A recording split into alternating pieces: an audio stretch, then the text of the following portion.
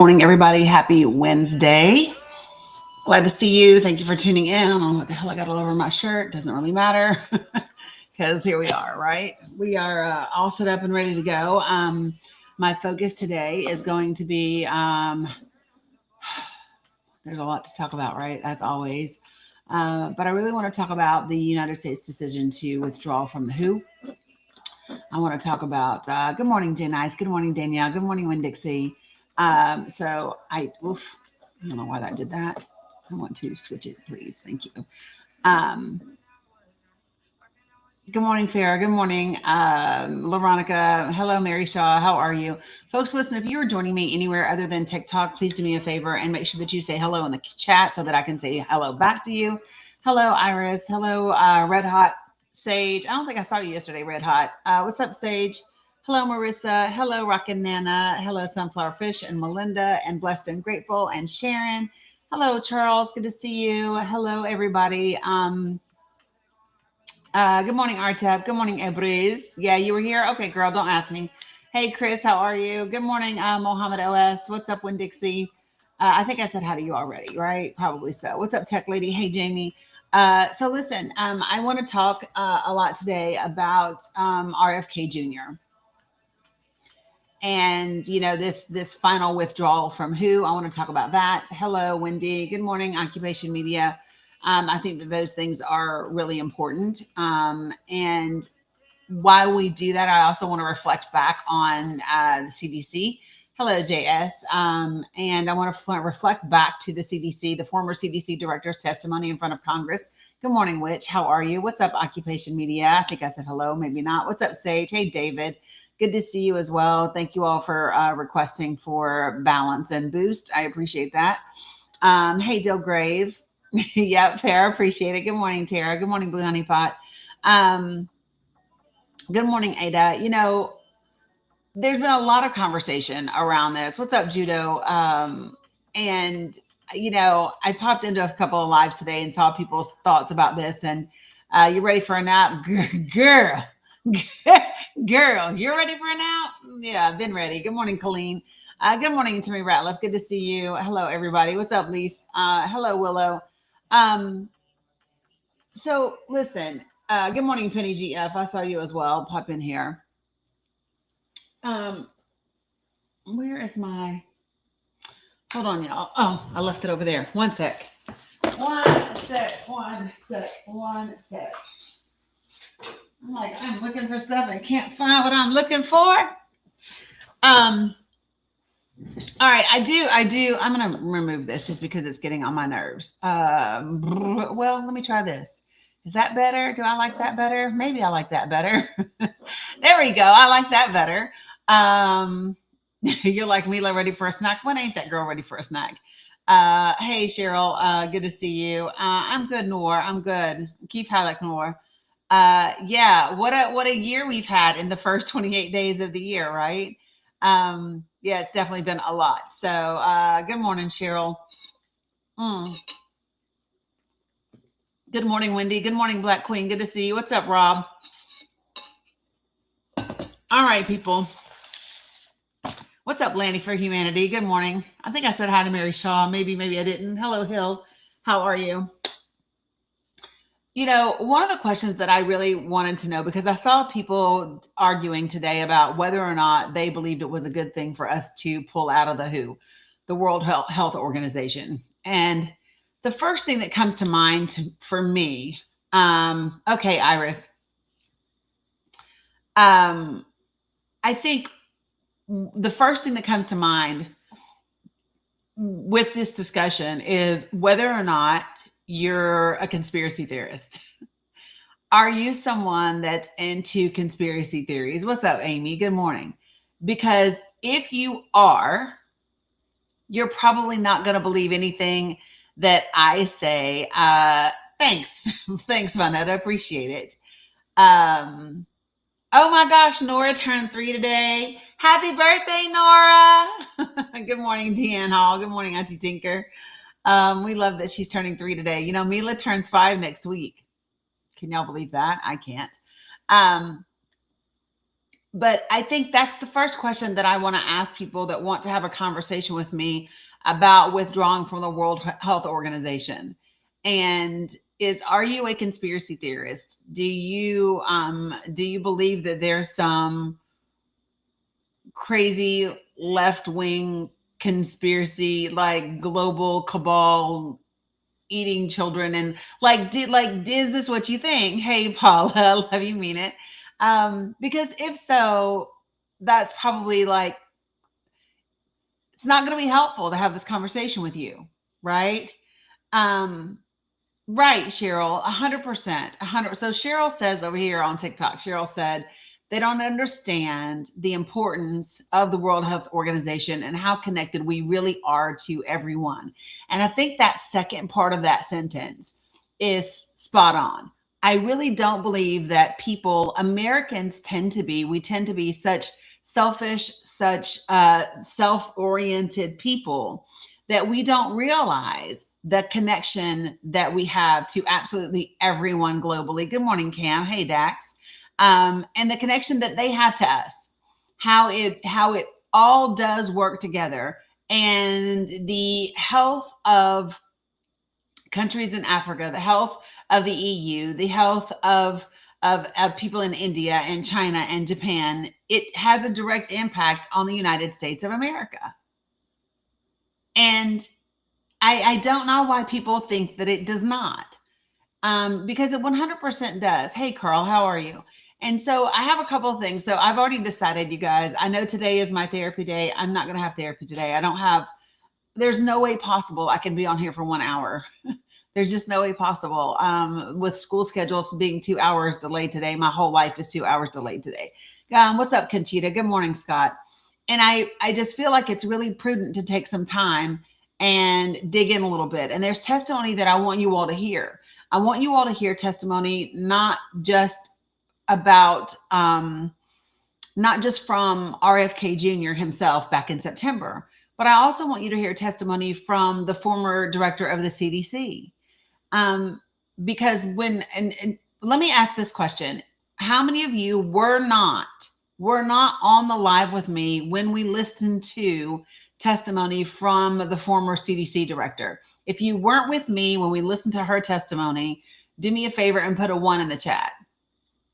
Put a 1 in the chat if you were not on my live with me when we listened to the former CDC director's testimony before Congress. Okay, good morning, Brandy. Quite a few of you weren't. Okay, so this is why I want you to listen to it today.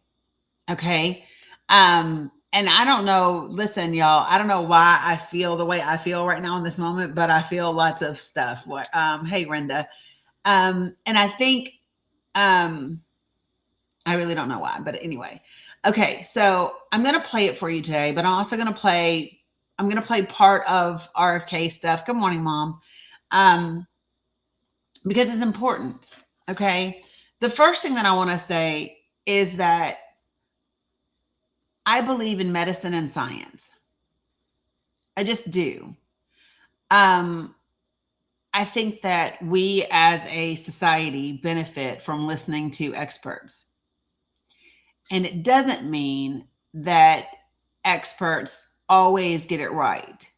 That's not the case, right? But what it does mean is that we are far better off listening to the people who are experts, Salam Astrid, who are trained, who are doctors, who are physicians, over people who have wild conspiracy theories, don't know. I'm reaching for my necklace. I'm used to my necklace being on, and who don't have any idea what they're talking about, right? Someone said earlier today, I heard someone in another live refer to, right, you want the pilot to be trained on how to fly the aircraft. Exactly, Sherry. Hey, Nancy G. So I heard someone earlier say RFK Jr.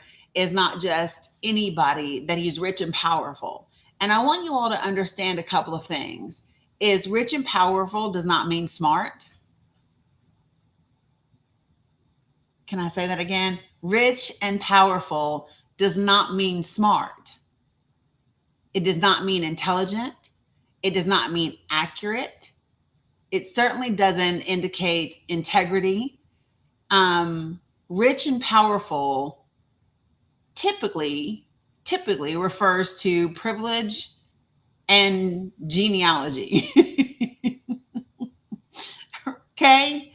Typically, rich and powerful is just because of who you happen to be born to or who they know or who you know. That's it.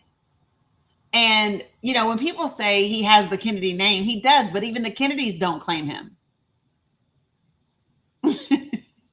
Right? Even the Kennedys don't claim him. They're just like, please don't listen to this dude. Please don't confirm him. We know he's got our name, but don't confirm him. Like, that really should be an indicator. You know what I mean? So I think the question that I really want to know is, why are we listening to this guy? Like, have you ever sat back and thought, like, what's the end game? What's the benefit of tearing this country down? What is the benefit of States of America from the entire world? What is the benefit to turning us away from the majority of our allies? What is the benefit of tanking our economy? The U.S.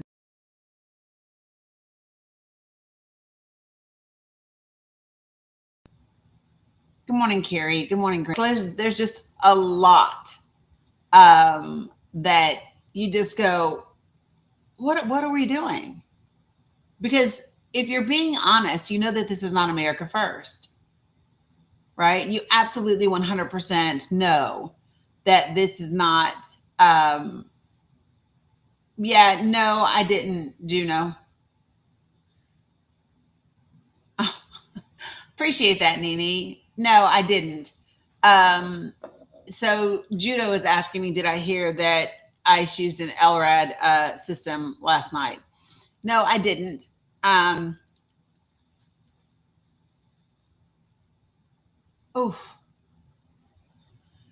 yeah, Cheryl, they did. Yeah, I see reports of it now that I look it up. Yeah. Well, let me circle back to ICE because here's what's on the agenda for today. Let me just let you all know what's on the agenda for today. What is on? It's a long range acoustic device. They're using sound as a weapon, guys.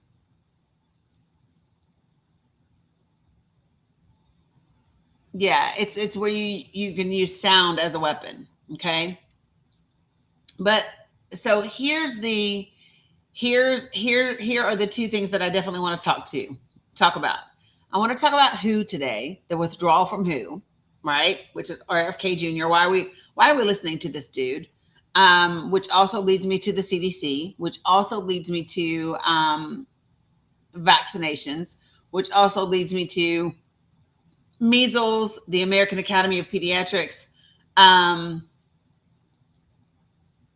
Correct. And so for those of you who do not know who Judo is, Judo Guido, who now goes by Moderate Republican on TikTok, is retired military, and he's freaking out about this LRAD being used, this long range acoustic device being used in Minneapolis by ICE because it's a military weapon that is supposed to be used by the military because it is non-lethal, but not on the civilian population on the streets of the United States of America.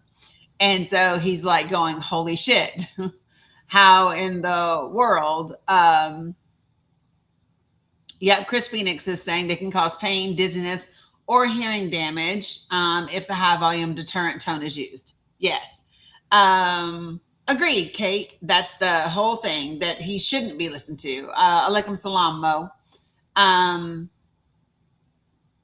Yeah, so gosh, y'all have just so much popping off in the comments. Y'all have give me a second.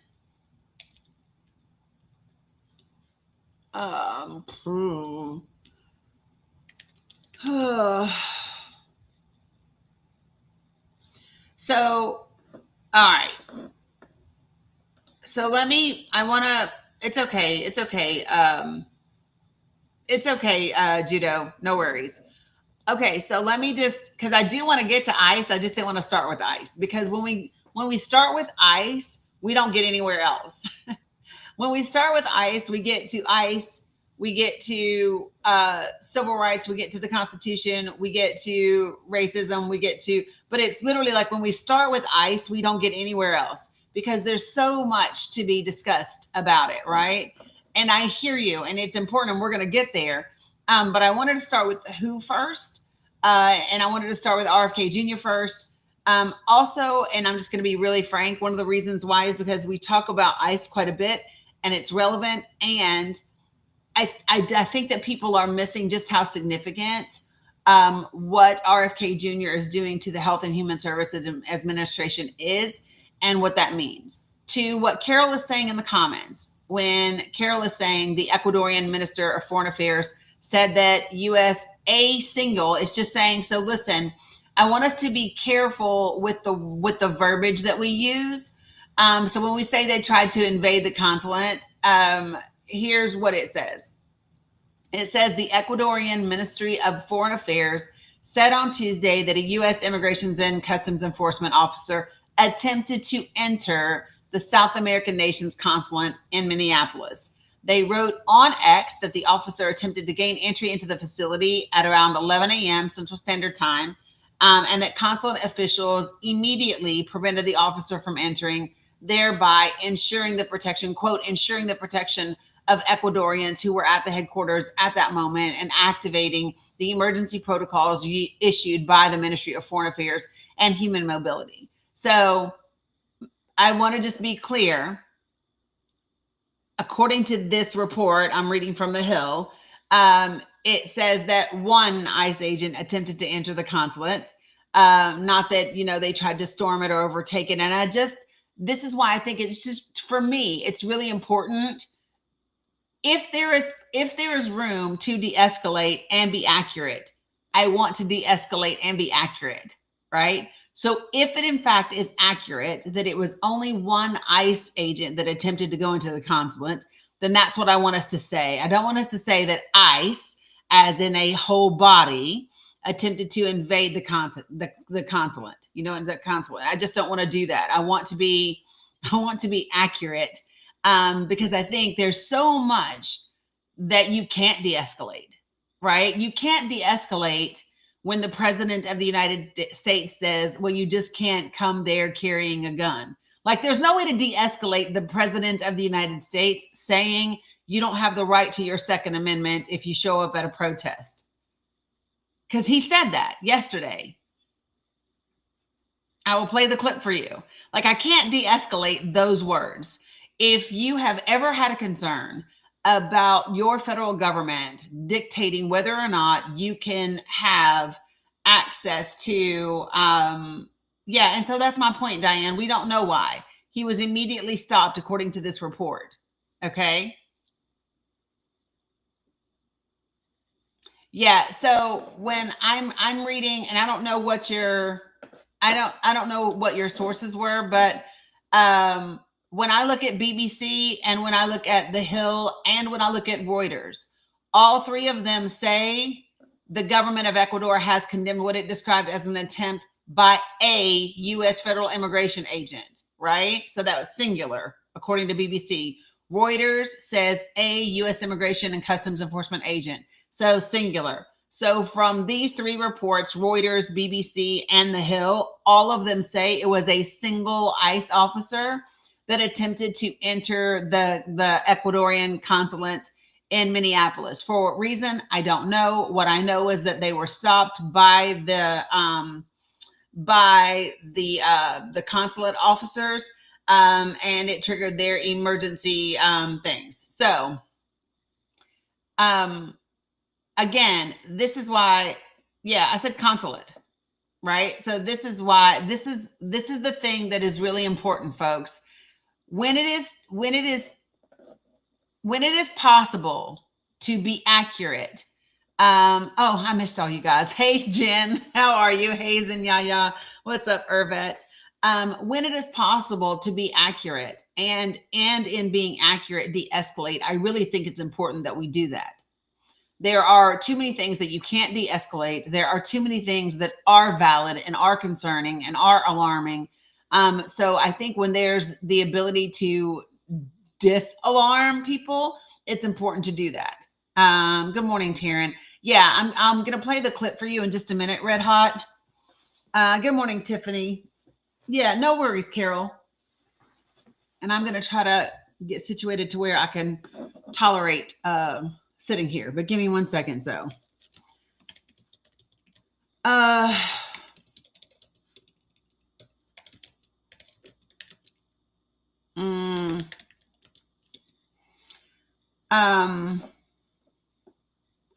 yeah, this is it.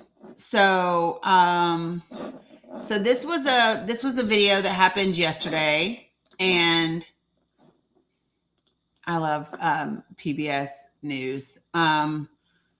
Okay, so I'm gonna play the clip for you guys. I'll show it to you guys over here. See, this is why I didn't want to start with ICE. This is why I didn't want to start with ICE, because once you do, it's very difficult to break and then do something different. Okay, I'm gonna play this clip, and then I want to get back to the conversation about the World Health Organization, the United States of America withdrawing from the WHO, what that means in addition to everything else that's going on with us from a health and human services perspective. Ro, I texted you yesterday because, it's not like this is the only thing that we're doing.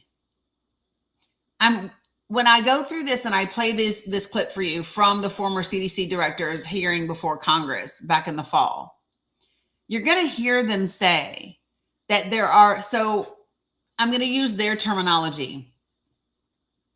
Career, when we talk about career, when they talk about government employees and they refer to them as a career versus a political.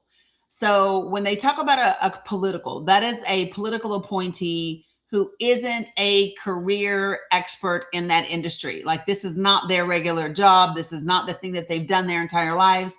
They're just a political appointment done by that current administration. When they refer to a career, I haven't seen it yet, Ro. When they refer to a career, they are talking about somebody that is dedicated to the job. It's their expertise. They work in that industry, in that office, in that expertise, regardless of what administration is in charge. So whether it's a Democratic administration, whether it's a Republican administration, those federal employees don't care, because they have a job to do. And their job is for the American people, regardless of what political party happens to be in the White House at the time. And it should be alarming to you, because you're going to hear testimony in a minute when I play this for you. You're going to hear the former CDC directors tell you that there are 0 careers left running the head of the CDC. The CDC is no longer being run by career experts. Yeah, Tiff, I'm going to get there too. We're going to get there too. Yes, she was ready. She was. Yes, we have, Jerbro. So listen, yes. So Jer, can you do me a favor? Can you type in the chat for me what it is that you heard about that incident?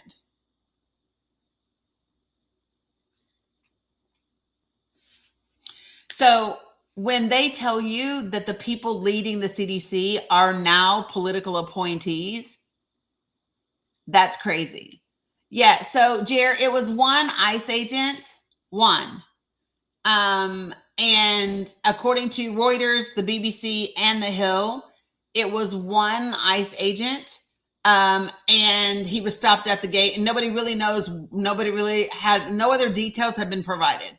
So I don't know why that person was going there. I don't know what the thought process was behind it, but it's there.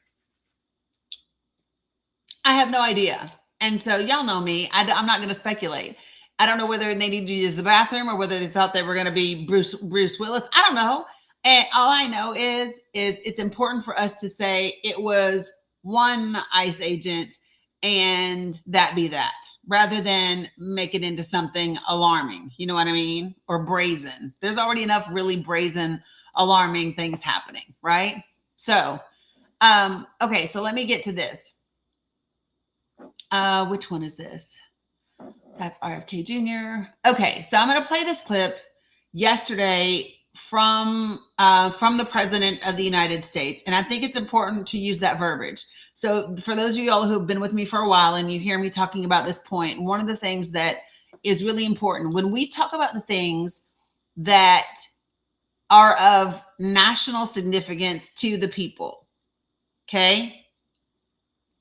When we talk about things that are significant to the entire country and who they are said by, it's important, in my opinion, that we use the title of the person's office. Because in this administration and in this time, if you use someone's name, sometimes you expect fuckery because of the person who said it. So it's more important, rather than to say Donald Trump said this thing, it's more important to say the President of the United States said this thing, because it doesn't really mean anything that Donald Trump said it, but it matters significantly that these words came out of the mouth of the President of the United States. Are y'all following me? Are y'all tracking? Are you picking up what I'm putting down in terms of why that language is so incredibly important? And when you have those conversations with people, I would make that distinction. I would say, did you hear what the President of the United States said today? And a second reason that's important is because when you say, did you hear what the President of the United States said today, people, number one, are not going to assume that you are anti-Trump. Because if you lead with, did you hear what Trump said today? People are like, oh, this bitch don't like Trump. So whatever she says is BS. We don't need to listen. Right? But if I say, did you hear what the President of the United States said today? That tells you I'm not an election denier. It tells you I understand that he's the president. It tells you that I respect the office that he sits in. And therefore, you might want to pay attention to what I'm about to tell you. Right? Okay. So having said that, now I'm going to play this clip from the President of the United States. Here we go. Sir, was Mr. Petty acting as an assassin? Do you think he was acting as an assassin in Minneapolis? Mr. Petty, your deputy chief of staff said that. You don't. So listen, they're asking him, do you think that Alex Petty was acting as an assassin? And he says, who? And they said, Mr. Petty, your chief of staff, being Stephen Miller, said that he was acting, that he was a would-be assassin. That's a direct quote, right? And Donald Trump says, no, I don't think he was, right? And then he said this. Listen. With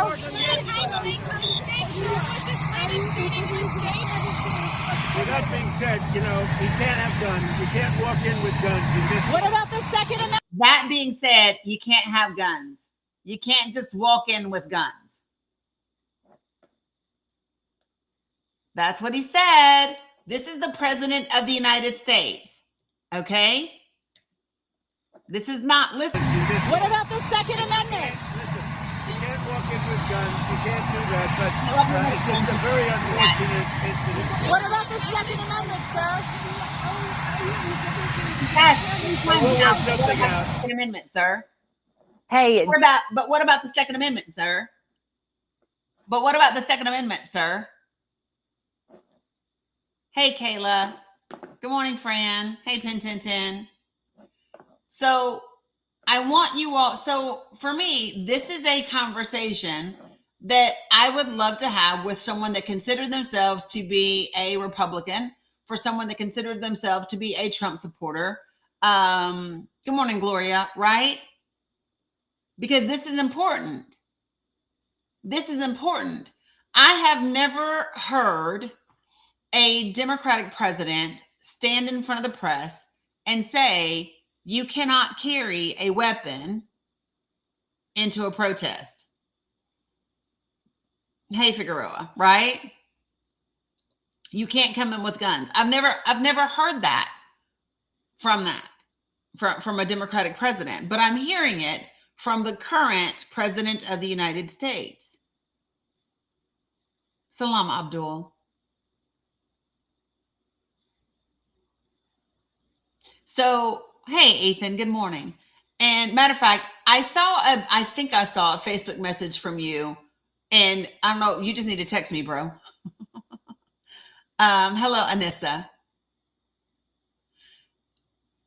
So, Styles, they've been saying that. So, listen, it has been the cry from the Republican Party, from the GOP for a very, very long time that Democrats are coming for your weapons, right? I think everyone who is being honest, right, says that. So he was not. KDK, so you can either join the panel or you'll be muted. Not because you have a difference of opinion with me, but because I'm not going to let you sit in my comments and spew misinformation.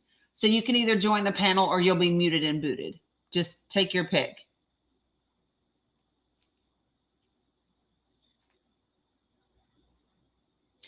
Anissa, I got KDK. Let me handle KDK. I got it. So if KDK wants to have an actual fact-based conversation, then KDK will join the panel. In about another 35 seconds after KDK doesn't join the panel, they will be muted and booted because they won't join the panel to discuss their view. Okay, well, you can leave. That's fine. Or you can join the panel and discuss what you're saying. So see, this is the thing. You don't want to actually address the conversation. You don't want to actually get on the panel, do you? And have a fact-based conversation. No, you just want to lie in the comments and stir up misinformation. And when I won't allow you to do that in this space, you want to make it seem like you're being forced to leave. I'm not making you do anything. You can leave if you want to leave.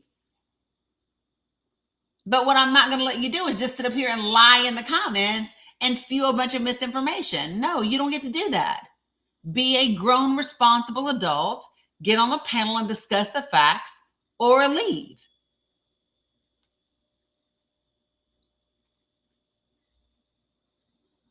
What's up, Candy Kiss?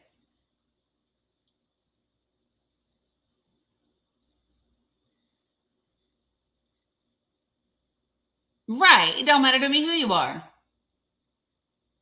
Okay, so let's just be clear, okay?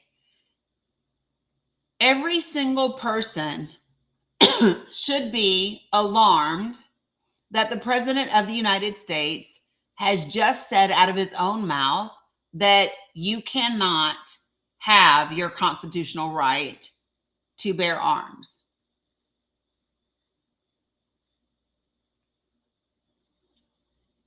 That's it. When the president of the United States stands in front of the free press and says, no, you can't do that, and it's your constitutional right to do that, you should be concerned. And in my humble opinion, this is the time where it's very beneficial for people to take that clip. You can get it from PBS NewsHour. You can get it from anywhere. Post it across your socials. Tag your representatives in it. Email your representatives. Post their responses on your social media. And ask your representatives. Ask Lindsey Graham, why? Why can't I carry my firearm in this state? Right? If this is a why is the president of the United States saying that I can't carry my legal firearm to a protest? Senator Graham, Senator Grassley, Senator Cruz, Senator Murkowski, Senator Fetterman. Why can't I carry my legally obtained firearm that I have a license to carry, right? Why is that? And so the reason why this is important, you all, is this is an election year. This is an election year, and the midterms are not a certain thing. And I'm going to tell you, one of the mistakes that they really made is Minnesota is usually number 1 or number 2 in voter turnout in this country. Did you all know that?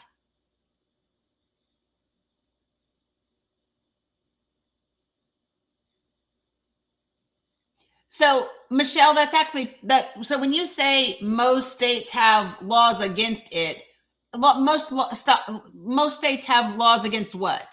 You will not find that most states have laws that say you cannot carry your legally acquired firearm, which you have a license to carry where you go.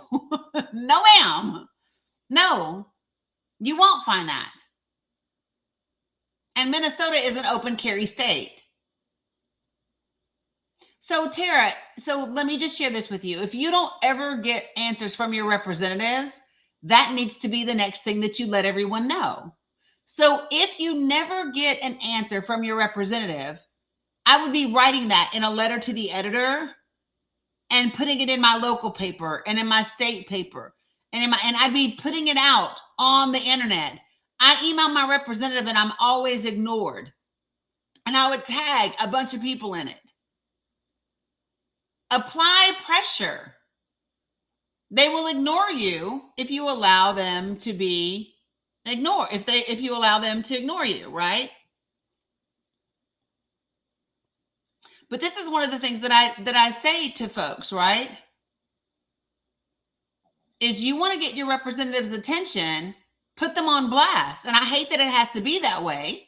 But if they won't do their jobs, then, you got to make them. Tech guy, you have to go out and come back in. It's a TikTok glitch.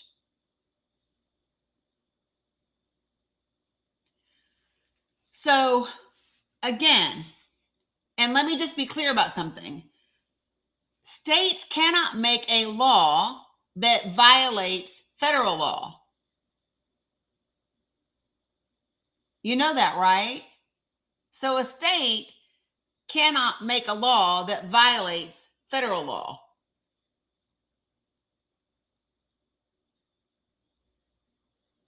A state cannot make a law that violates the Constitution. Hey, Warner, appreciate that. Okay? So again, one of the questions that everyone might be wanting to ask, appreciate you, Bowie Leg. By the way, thank you so much yesterday for following me into our friends Pally Live and giving them some magic coins. I appreciate you guys following me in there and taking care of them. Okay.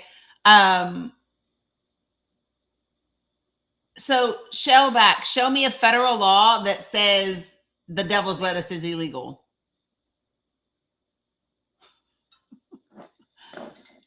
Show me.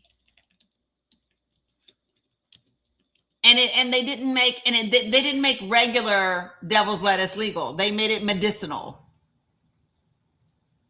But let's just do it.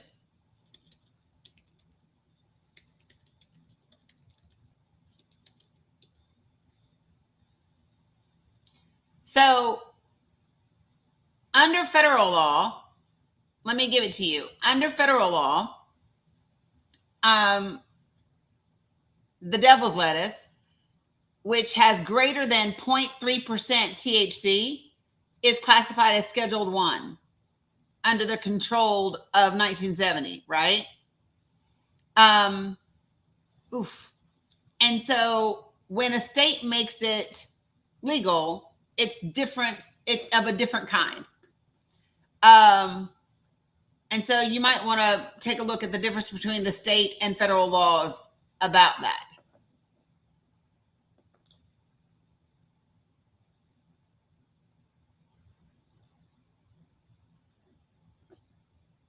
Good morning, Rare. What's not true, Daryl?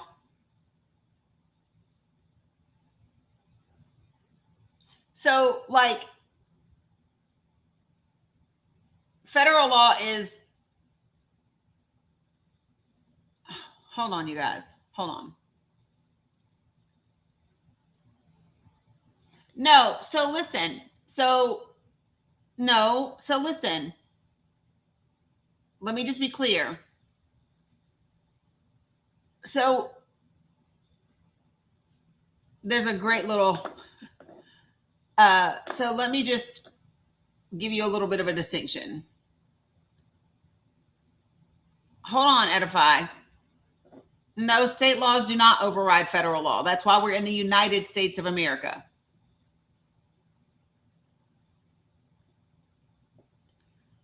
Hold on a second. Because there's a specific article about this, and I really didn't want to argue about the devil's lettuce. Because we're actually talking about the Second Amendment. And so the Second Amendment is the damn Constitution. Which I think is pretty important, right? So,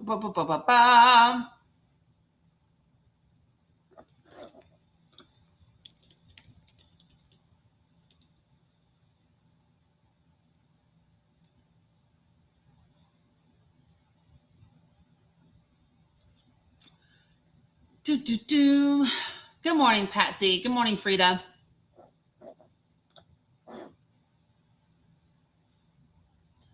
Yeah, like it's a mixed bag. If you all look at this, oh, Daryl, honey, we don't do that here. Come on up here and join the panel, Daryl, because you must not know what room you're in. Hey, good morning, Daryl. So, good morning. Okay, so tell me what your issue is. See, what I'm saying is the United States of America. Correct. So it's ran by the states. If the states got the devil, if the states make the devil lettuce legal, then it's legal in that state. And so it don't matter what the federal government say. If the state says legal in that state, it's legal. Okay, so I didn't say anything different than that. Here's what I said. So state law, if the two laws conflict, so for example, if there is a federal, I'll give you an example. Let's just say that there's a state that says that the devil's lettuce is legal in that state, okay? And they go to travel across states with that devil's lettuce, and they are on an aircraft, which is federal air, right? And they get caught with it, that is a federal crime, and they will be charged because when it's called the supremacy clause. So when a state law and the federal law conflict, federal law wins.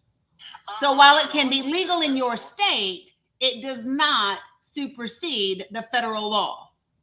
Right. I'm just saying, if you cross that state where it ain't legal in, then of course it ain't legal. But if you stay in that state, but if you hop on the aircraft, then you're not in that state. Well, that's what I just said. I literally said state law doesn't trump federal law. I didn't say that states don't make their own state laws.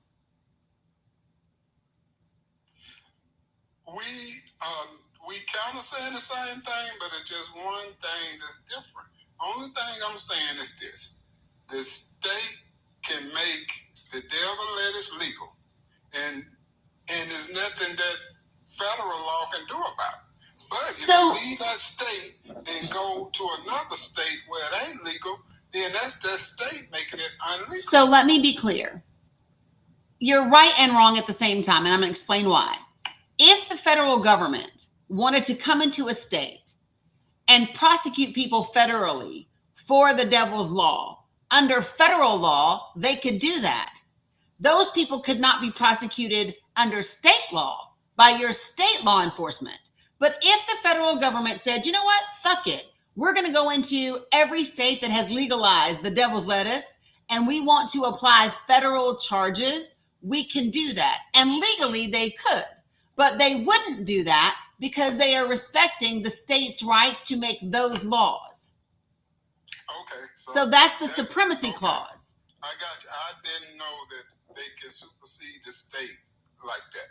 Yeah, because it's the United States. And so this is my thing. All of the states under the federal jurisdiction, those states have the right to make their own laws. I'm going to give you another example. Let's just say right now, Daryl, that in the state that you live in, your state decided all of a sudden they were going to go back and do segregation and black people couldn't ride the bus and there had to be black and white water fountains.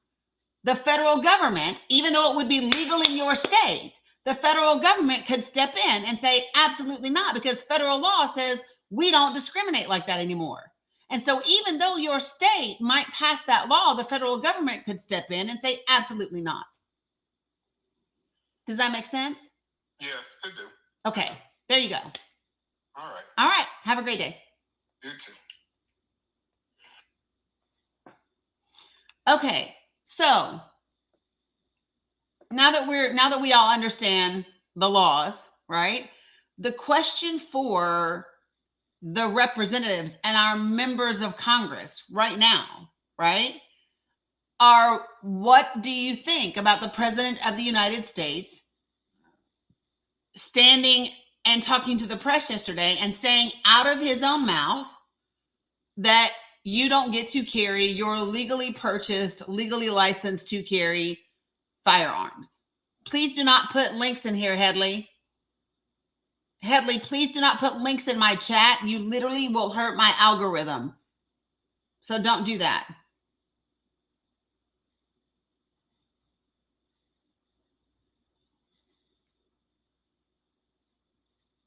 So, like, I don't even care about, so let me just be clear.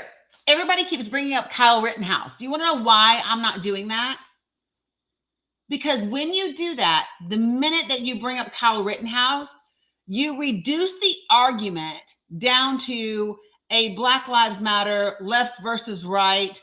It was good for them. What's good for the goose is good for the gander, blah, blah, blah, blah, blah, blah, blah, blah, blah. And then people are going to dig their heels in because they support Kyle Rittenhouse. I'm not having that fucking argument. I want to talk about the Constitution. I want to talk about the Second Amendment. I want to talk about the President of the United States telling the press yesterday, you just can't do that. You can't walk around with guns. You just can't walk in there with guns. That's the conversation I want to have.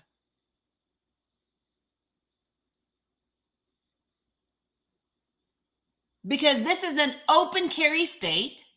This is someone that had legally purchased and was legally licensed to carry their firearm.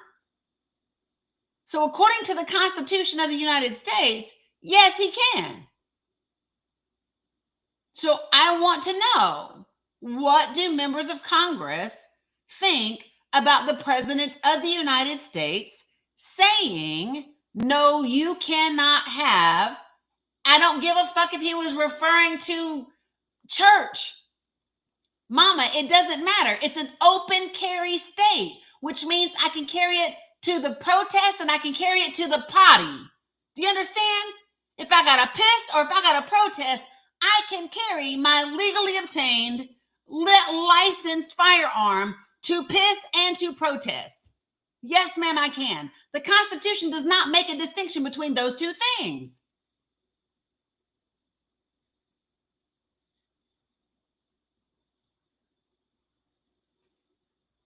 That's as simple as I can make that. There is no distinction.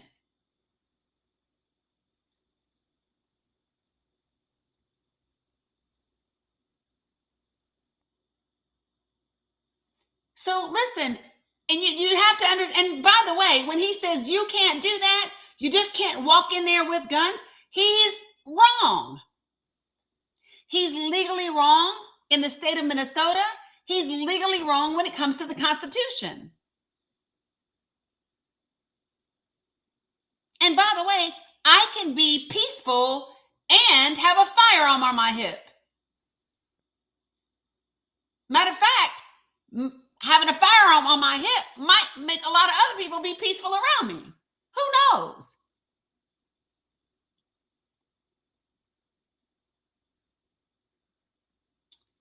So again, I mean, I'm just saying.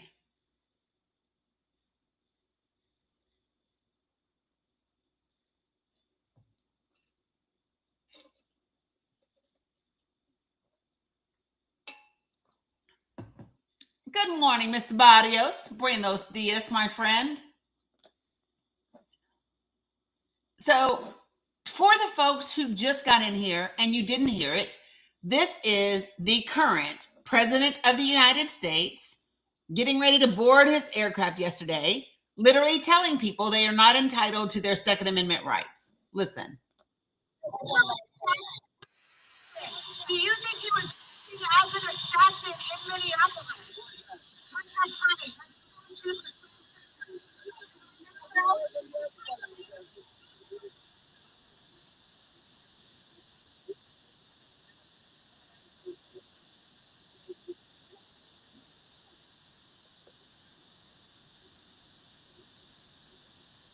That being said, you can't walk in with guns. You just can't do that.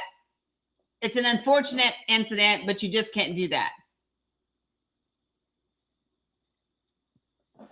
So listen, so PPF Ranch, this is why I don't want people to, when people talk about this, I don't want people to say Trump was born wrong or Trump said something wrong again or Trump said whatever. What I want people to do is say, hey, the president of the United States just said that you're not allowed to carry your weapons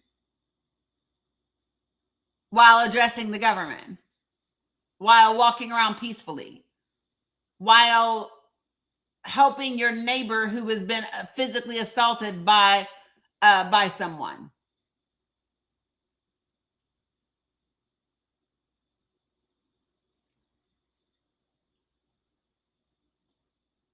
And so this is the question that absolutely everyone needs to be asking.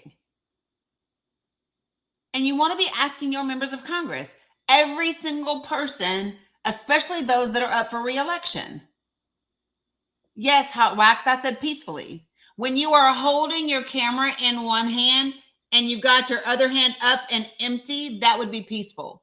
When you are trying to help your neighbor get off the floor because they've been physically assaulted by someone, that's being peaceful. Yeah, I said peaceful.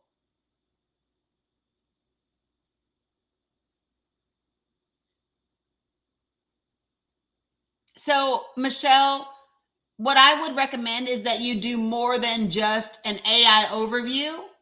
And what I would recommend is that you understand the difference between the Constitution and state laws and how those two things go together. And I want to be very clear about something. Minnesota, the state in which we are discussing, is an open carry state. He had a legally obtained firearm. He was licensed to carry. And in the state of Minnesota, he can carry it wherever the fuck he wants to carry it. Whether it's to piss or protest, he can carry it. Period. That's it.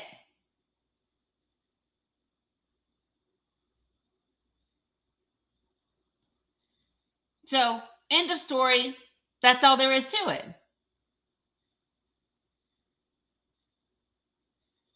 Right. And Gringo, you're incorrect. Please join the panel because here's what I won't let you do. I won't let you sit in my comments and put out false information.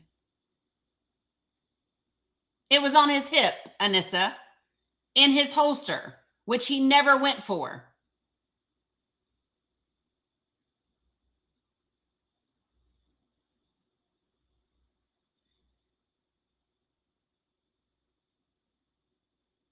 This is RFK Jr. in the picture. Here's my point. I don't give a damn where it was, y'all. I don't care if it was in his sock, if it was in his back, if it was in, I don't care where it was. Here's why I know it wasn't.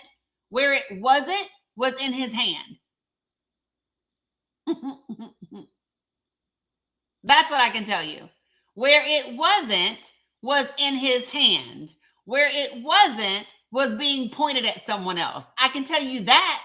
That's where the fuck it wasn't. So ain't nobody going to sit around here and argue semantics with people.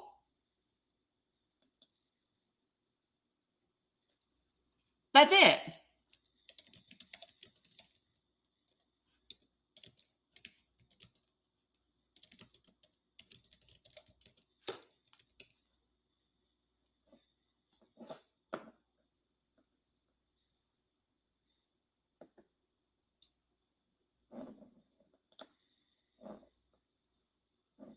So give me 1 second. Oh yeah, no, I'm a big hold on, y'all. When something pops up and says, hey, we value your privacy, do you want to check your cookie settings? I always check my cookie settings. Always, because no. So hey, Billy D. So just so that everyone is really clear about this. I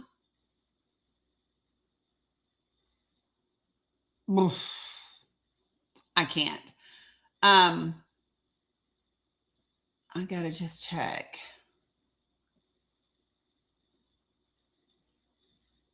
Yeah. And for the person who was in the comments going, he didn't have ID, here's my question for you. Okay. So this is my question for you. Where in the video was Alex Preddy asked for ID? Where in the video was Alex Preddy ever asked for ID? And why are you regurgitating something that has been said with absolutely no facts to back it up? He was never asked for his ID. So you don't know if he had his ID or he didn't. You're repeating what someone else said. That's what you're doing. You're repeating what someone else said. And by the way, the things that this administration have said have all turned out to be untrue, right? So when Stephen Miller says that Alex Preddy was a quote unquote would-be assassin, we know that's not true. Even the White House has had to say, no, that's not true. Okay. When Bavino says he came to do mass harm or mass impact to law enforcement, again, we know that not to be true. Okay. Period. So this is it, folks. It's very simple. This is not a hard thing. And if this is a hard thing for you, this is a wonderful opportunity for you to dig in and ask yourself, so hold on. Jean, you're gonna get the same thing, beloved. You now have 60 seconds to join my panel before you are muted and booted from this live. Michelle, courts are allowed to make restrictions, and the state that he's in has no fucking restriction. It's an open carry state. Do you listen, or are you like being intentionally obtuse? And I'm just going to go on and invite you to the panel too, because you still keep bumping your head up against facts. So I want to see if I can help you with that. I sent you a request, Jean. All you got to do is accept it. That's how you get to the panel.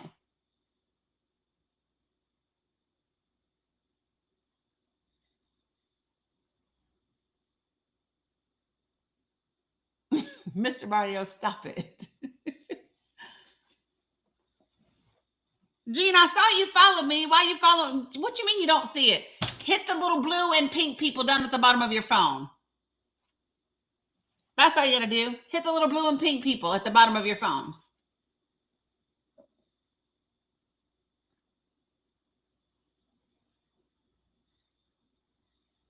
Yep, I don't see you. I don't see Jean and I don't see Michelle. Yes, now.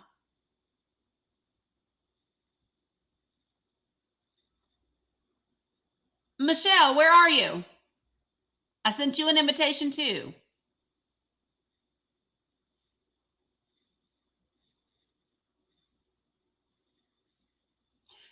No, it absolutely is allowed. That's why I'm inviting you to the panel. It absolutely is allowed for you to understand. I think the thing that gets me is that you literally just said something that is the opposite of literally what we just discussed factually. Like you said one thing first, I clarified that thing, and then you said the same thing again. Okay, can you do me a favor and turn down your background noise? Because it's loud. Sure. Perfect.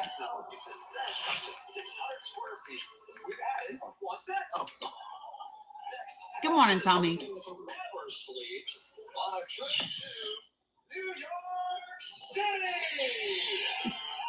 How's that?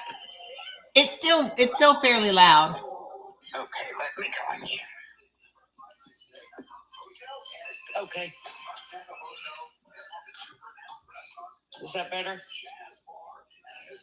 Yeah, that's a little. Is that everybody's like Price is Right in the questions? Okay. Price is Right coming down. Everybody's in the comments. Okay. Okay. So follow me. So yes, the Second Amendment says. Well, by the way, so let me just, if we're going to be like very clear, let me back up and tell you. Can we address the facts of the Second Amendment? Because the Second Amendment actually didn't apply to people originally. Right? Yeah. The Second Amendment originally applied to your well-regulated militia that belonged to each state, which ended up being your National Guard. Okay. Right.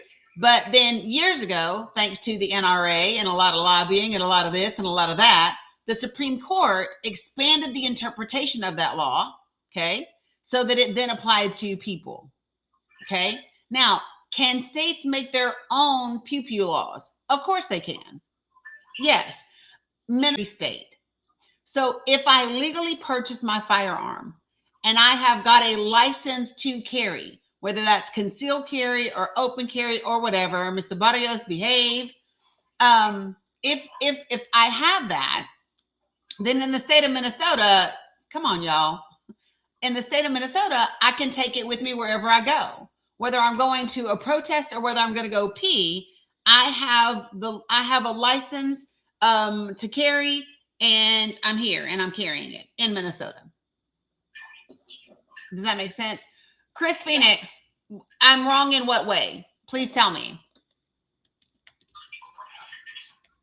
I'm just trying to understand, like, where, I guess because all the different state laws, like, I know there's 36 states that say that it's not allowed at protest.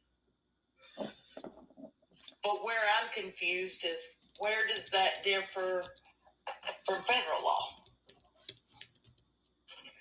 What do you mean? Which part of the federal law? Okay, because you said federal law overrides state law. Yes, when the two of them conflict, absolutely. And so this is the example that I gave. This is the example that I gave previously. Give me a second. Okay. So number one, I think the thing that's important to understand is that Alex Preddy wasn't at a protest. So like, that's the first thing that we need to make clear. He was in a neighborhood where people were notifying other people that ICE was in the area. Right? So would it not be considered a protest? No, it wouldn't. Why not? Because that's not a protest. They were protesting ICE being in the area. No, they were observing, they were filming illegal activities that ICE was doing. So there's a difference. They were observing what federal agents were doing. That's not a protest. Coming outside, filming people that are doing something, filming law enforcement outside, that's not a protest. So in the video that they showed, mm-hmm. They're blowing whistles, they're clapping. Yes, they are notifying their neighbors that ICE is in the area, and that is not a protest. He was observing. And the other piece of that is because he is a nurse, right? He is a medical professional. I'm sorry? Was a nurse. He was not actively employed. So because, well, let me ask you a question. If you don't, let's say I'm a teacher and I'm in between jobs, does that mean I'm not a teacher anymore? Do I lose my credentials? No, I'm not saying that, but like I'm just confused about it all. Like, I don't really have a side.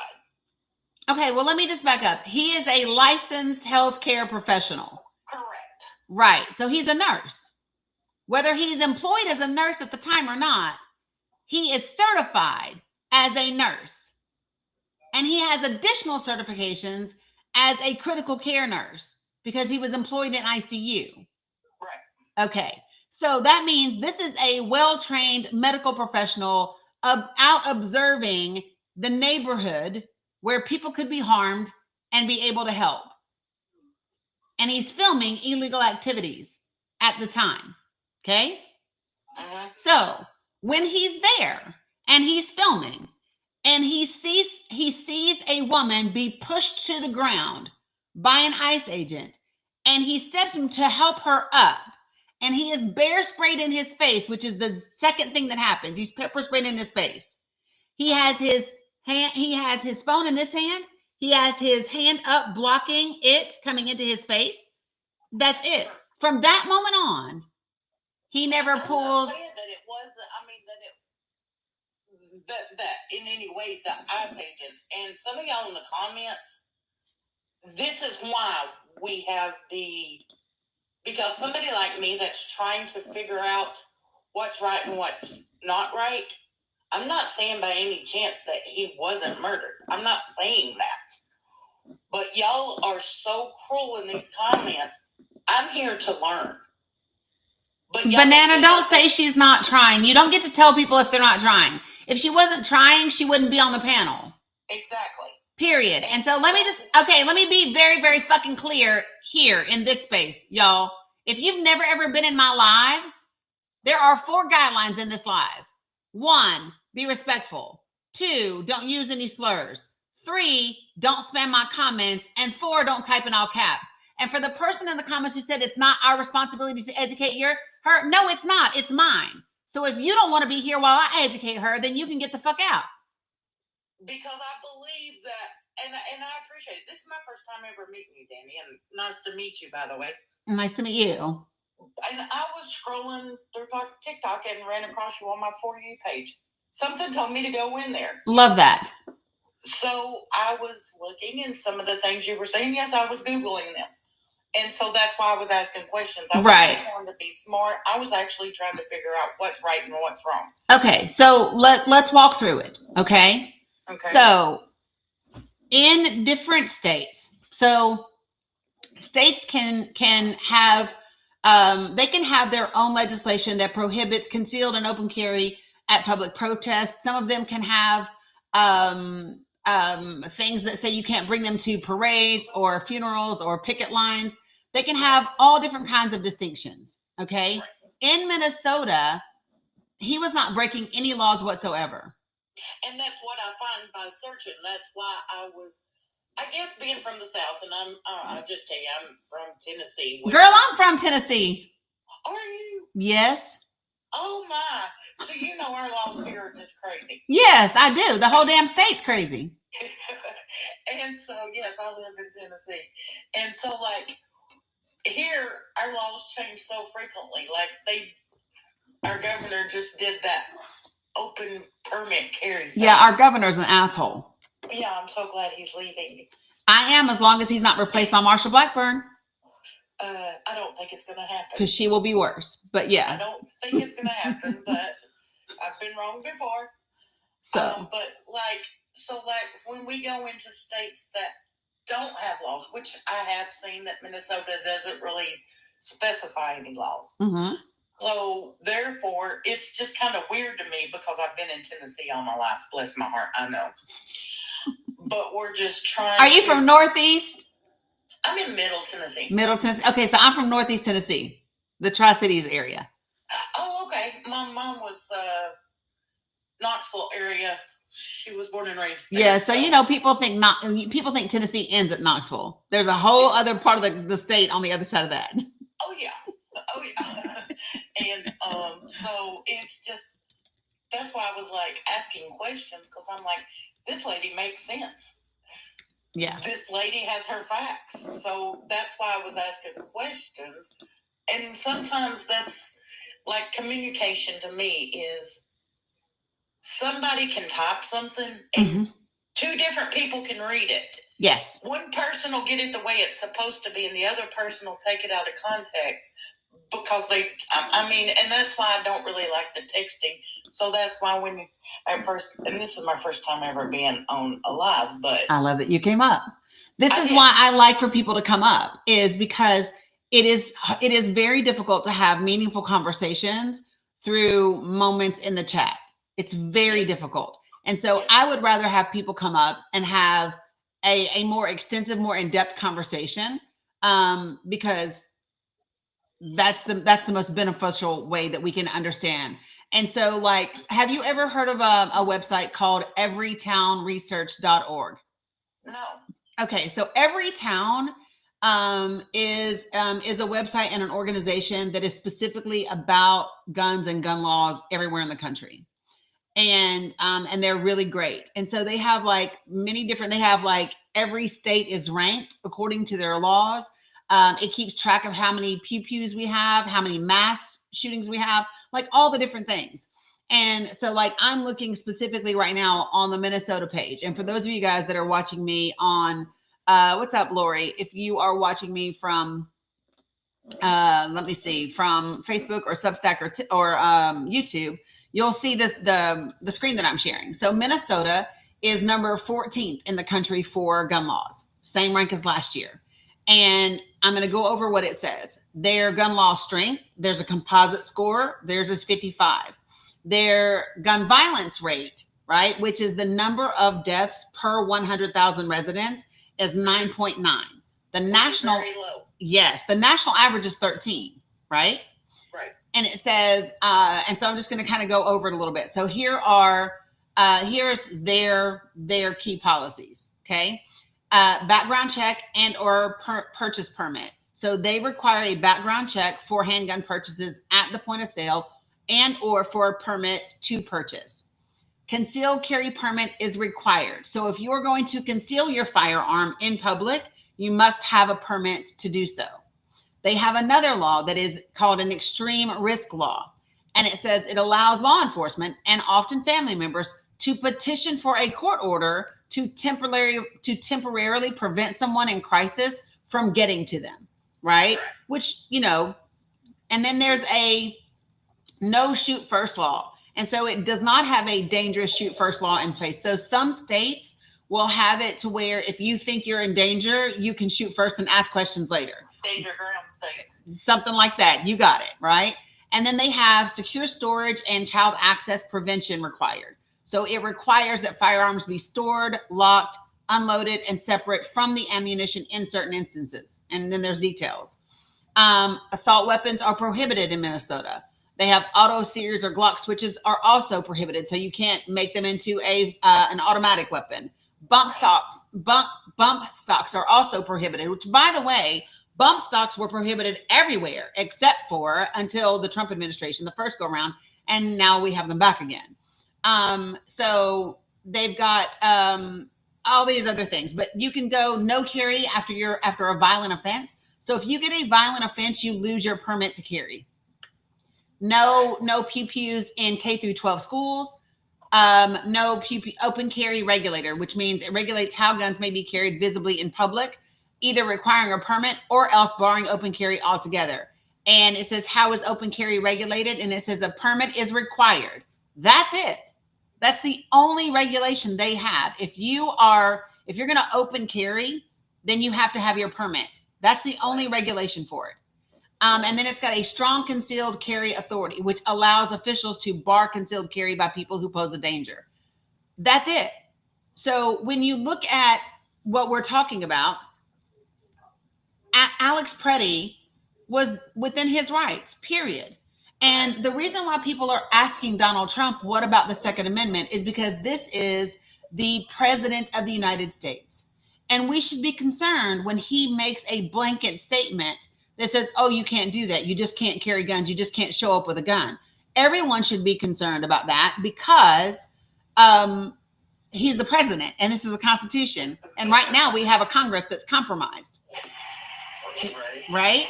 And so that's the whole point. So the state laws are extremely specific, right? And they matter. They don't supersede federal laws. Well, for fuck's sake, Chris, I'm literally reading, and I've already invited you to the panel, so you can either come on, Chris, or not. Come on, Chris. Yeah. Okay. So, what is it? Okay, so when I got my license, okay, I don't need a license to walk around with pew-pew hanging off my belt in public. Did you hear me say that? No, I didn't. I'm sorry. I heard the back end. You only need a certificate if you're concealing. I literally read those exact words. Concealed carry permit is required. Okay, I'm sorry. I heard you wrong. I'm so sorry. That's okay. That's okay.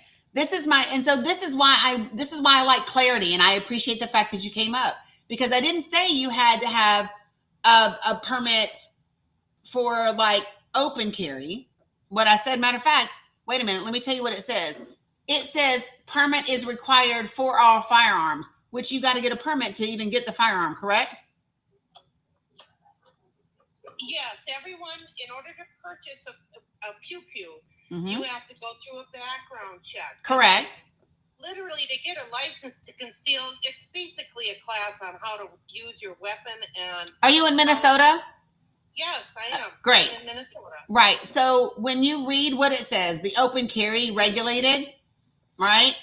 So all it says in Minnesota, and I'm specifically looking at Minnesota law, it says, hold on, I just clicked and then I clicked back. So now I got to figure out where I just went. Open carry.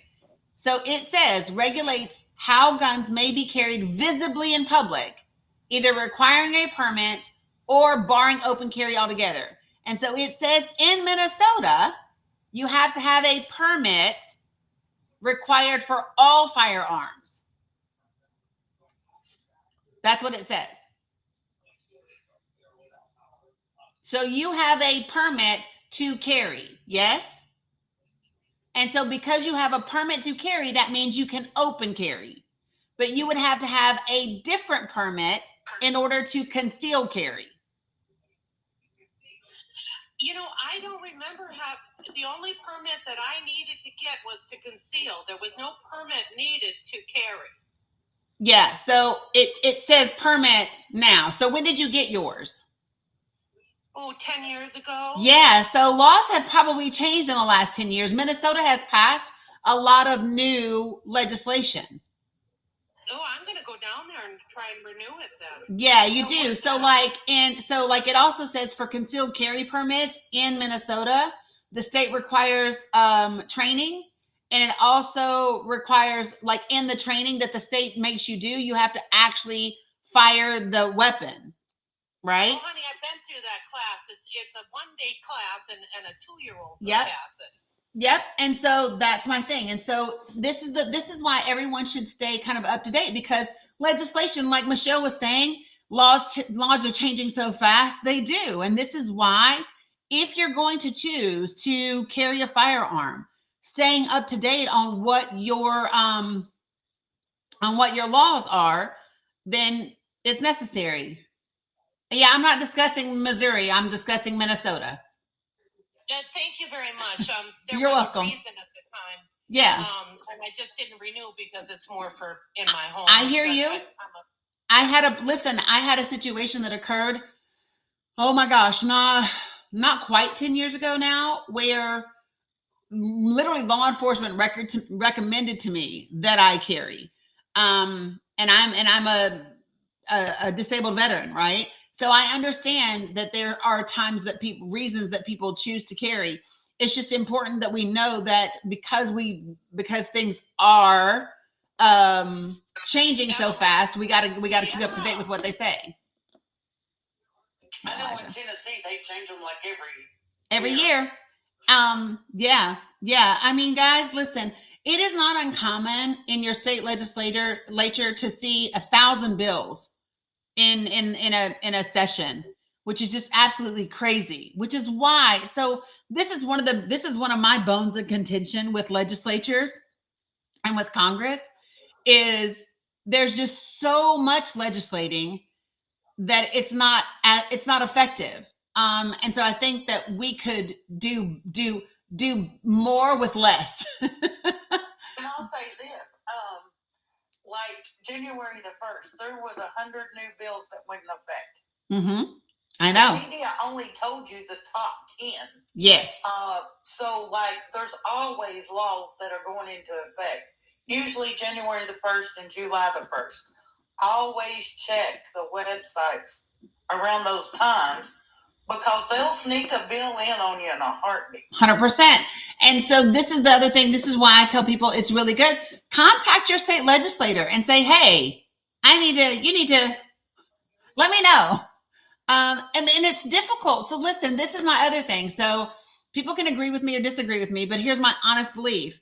I believe that part of the strategy from the infrastructure perspective, right? From the 1%, from the powerful, from the elite, is that if you can keep most of the country living paycheck to paycheck, and you can also keep them either underinformed or misinformed, right? You can get away with a shit ton. And so, like, here's what I will say. Are there people in this country that are lazy when it comes to our democracy? Of course.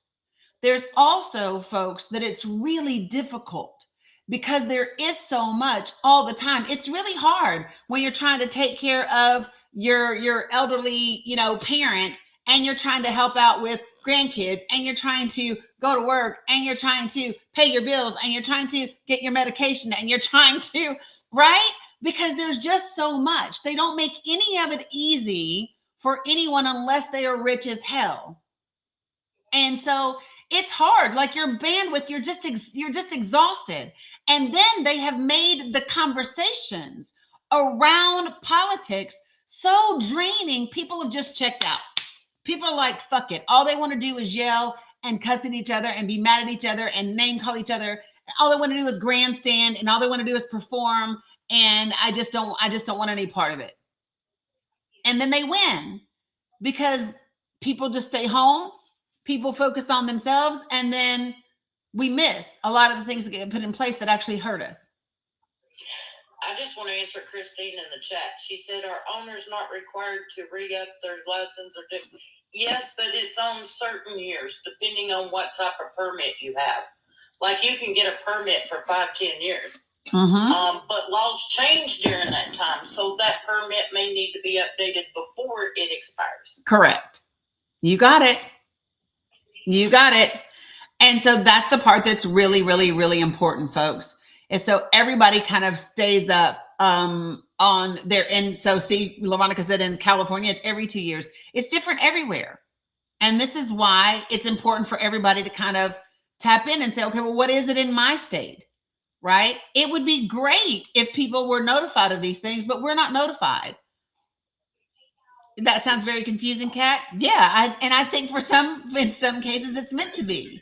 Like I said, we could do more with less.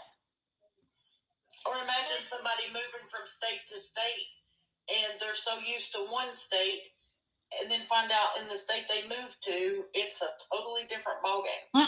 And so listen, people don't understand this. Do you know it's not just firearms that there's a difference when you go from state to state?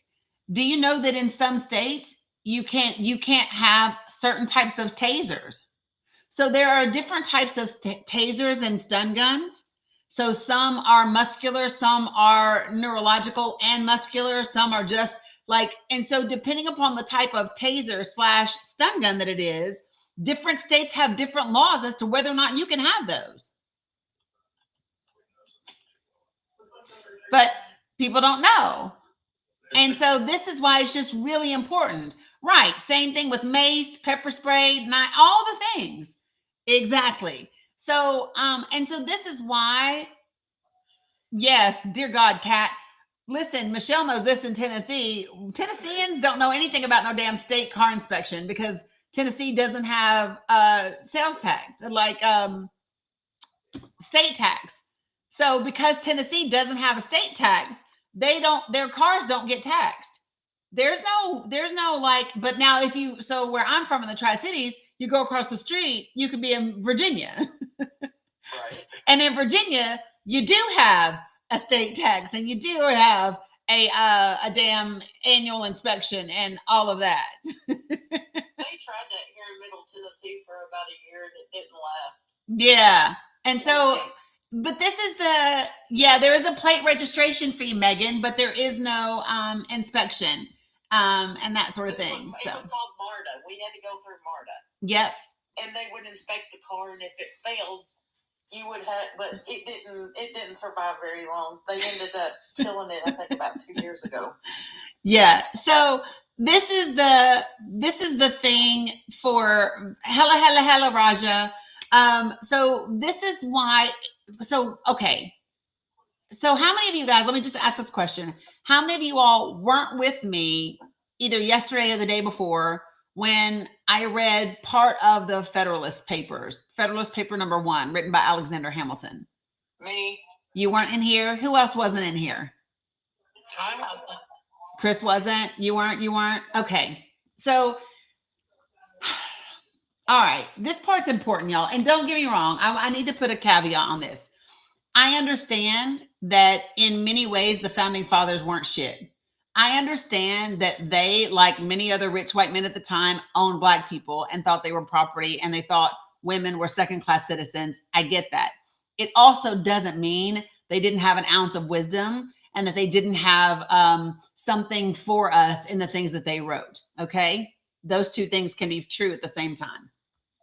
But in Federalist Papers number 1, Alexander Hamilton is writing, and he's writing to New York because we're at this time where we've got to put together this new constitution, right?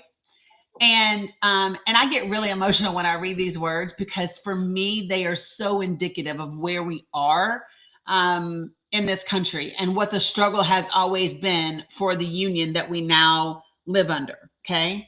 So I'm just going to read the first 3 paragraphs, and I might pause for a second, but I just want you all to hear what he's saying to us because these are such wise words. He says, to the people of the state of New York, after an unequivocal experience of the inefficiency of the subsisting federal government, in other words, after our last government failed like fuck,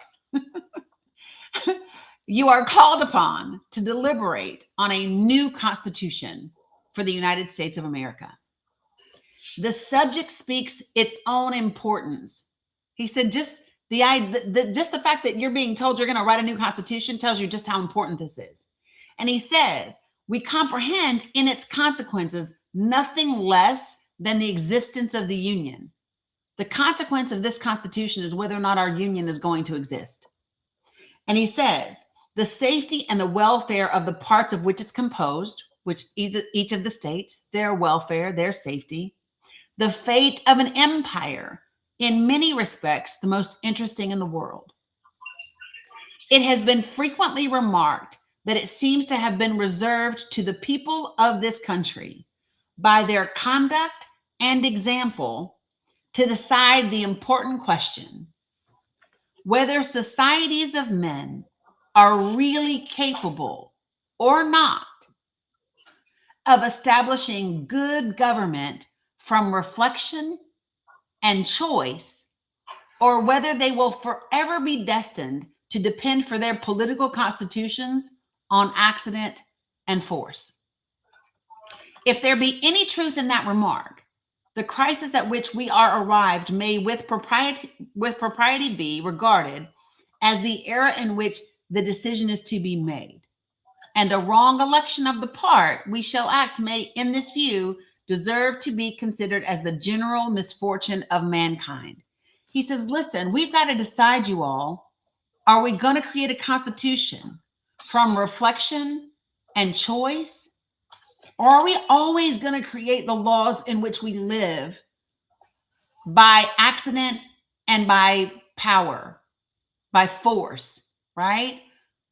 And then he goes on to say, this idea will add the inducements of philanthropy to those of patriotism. And I just think philanthropy and patriotism together is beautiful. But he says, this idea will add the inducements of philanthropy to those of patriotism, to heighten the solicitude which all considerate and good men must feel for the event. And this is the part, listen.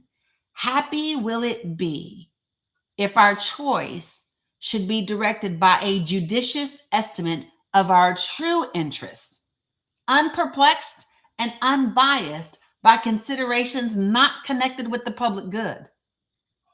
He says, do you know how happy it would be if we were able to design this Constitution on actually what is good for us, our true interests as an entire country, and have it not be biased by things that aren't for the public good, right? A lot of our legislation today, a lot of the efforts of Congress and lobbying and all of those, it's convoluted with things that aren't for the public interest.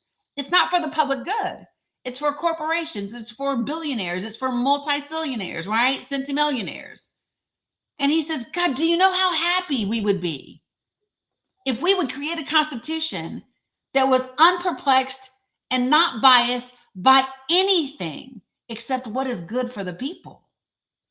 And then he goes on to say this, but this is a thing more ardently to be wished than seriously to be expected. The plan offered to our deliberations affects too many particular interests. It innovates upon too many local institutions, not to involve in its discussion a variety of objects foreign to its merits and of views, passions, and prejudices little favorable to the discovery of truth. He said, listen, he said, God, I wish for this thing, but it's probably too big for us to expect. He said, because when we create this Constitution, it's going to affect local institutions, state institutions. It's going to affect all of these other different people. And they're going to want their considerations to be taken into account more so than what's good for the people. And then he goes on, and this is the last paragraph. He says, among the most formidable of the obstacles which the new Constitution will have to encounter may readily be distinguished the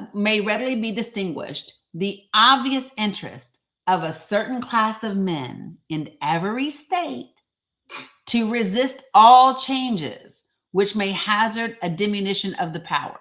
In other words, rich and powerful men in each of these states is not going to like the idea of coming under this one federal constitution because it might diminish their power. He said, and then there's another group of men, right?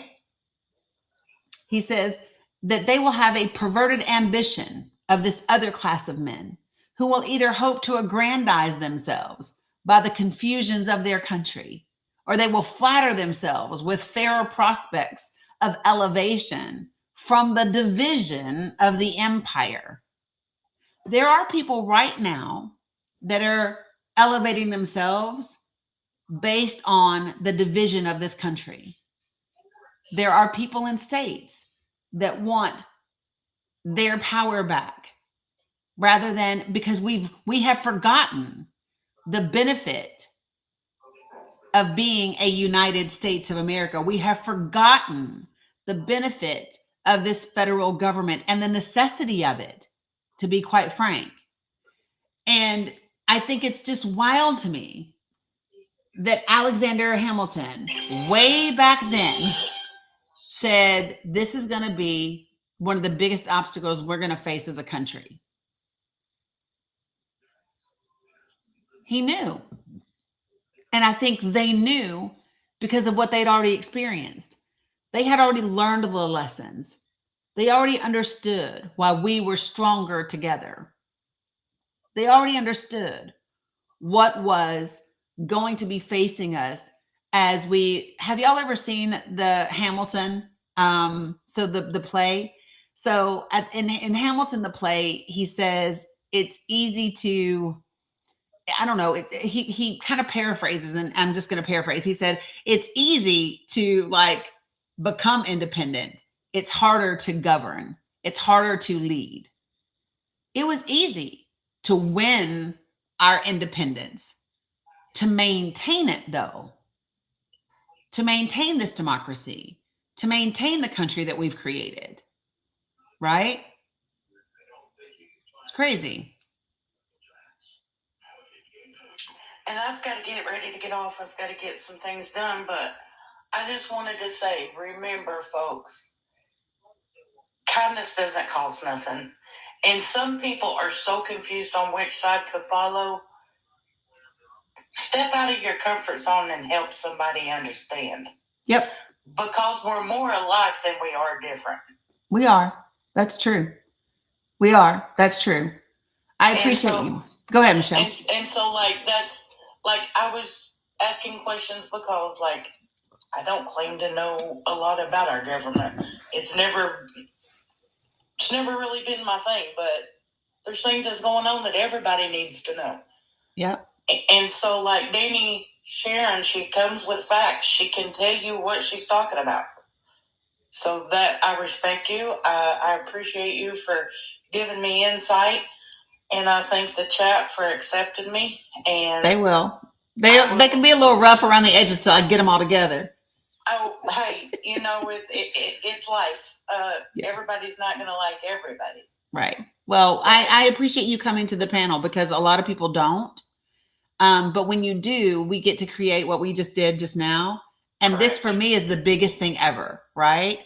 Yes. When we can establish some connection and create understanding, we are on the path forward. Yes, I agree wholeheartedly. Yeah. Appreciate you, Michelle. Welcome back anytime. Bye-bye. Bye.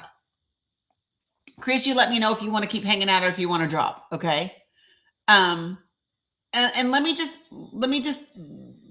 share this with you all. So a lot of times what happens is when people in the chat hear someone on the panel say the same things that they've heard a bajillion times, right? People are like, the fuck out of here. Oh my God. Listen, be patient. So I do this often, but I'm going to do it again for you guys. One more time. You ready? I said one more time, like this is the last time. This will not be the last time I do this because it's a great reminder. So I want to show you all something. Okay. You ready? You want to hear it? Here it goes. All right. So listen, I feel like, do y'all remember those old Dare commercials? This is your brain. This is your brain on drugs. Remember those? Okay. Oh, those were great. Yes. This is your brain. This is everything that you could ever possibly know. Okay. Everything you could ever know is right here. Okay. This is what you know that you know. You know this. Okay. This is what you know that you don't know. So this section right here is what you know that you don't know. For example, I know I don't know how to fly a fucking plane. I know I don't know how to fly a plane. You don't got to tell me. I know I don't know, right? But it's something that I know that I don't know. But all of this over here is what I don't know that I don't know. And I don't know what I don't know until somebody else introduces it to me. So I'm going to give you guys an example. 7-8 months ago, I had a Palestinian join my live, DJK. And Jabber was on my live, which Jabber is an American citizen who's also a Jew. And then there was a Zionist on my live, on my panel. And this was my first time having a Zion on my panel. I wasn't even familiar with the term. Like, I had no idea. And in that conversation, I learned that there was so much I did not know. I then discovered that I didn't know about the Nakba. I discovered that I didn't know about the Balfour Declaration. I discovered that I didn't know about the draft letter between the UN and the Secretary of State of the United States that said, hey, listen, we know good and damn well that the new state of Israel that we just created is going to try to take Palestine by force as soon as the British leave May 15th of 1918, right? I didn't know that I didn't know those things until that day. You follow me? And prior to that, I had said things like this. Yep, there needs to be, Israel has the right to defend itself. Holy shit. Like, I said that. because I didn't understand the background and the dynamics and the history that goes along. I did not know what I did not know.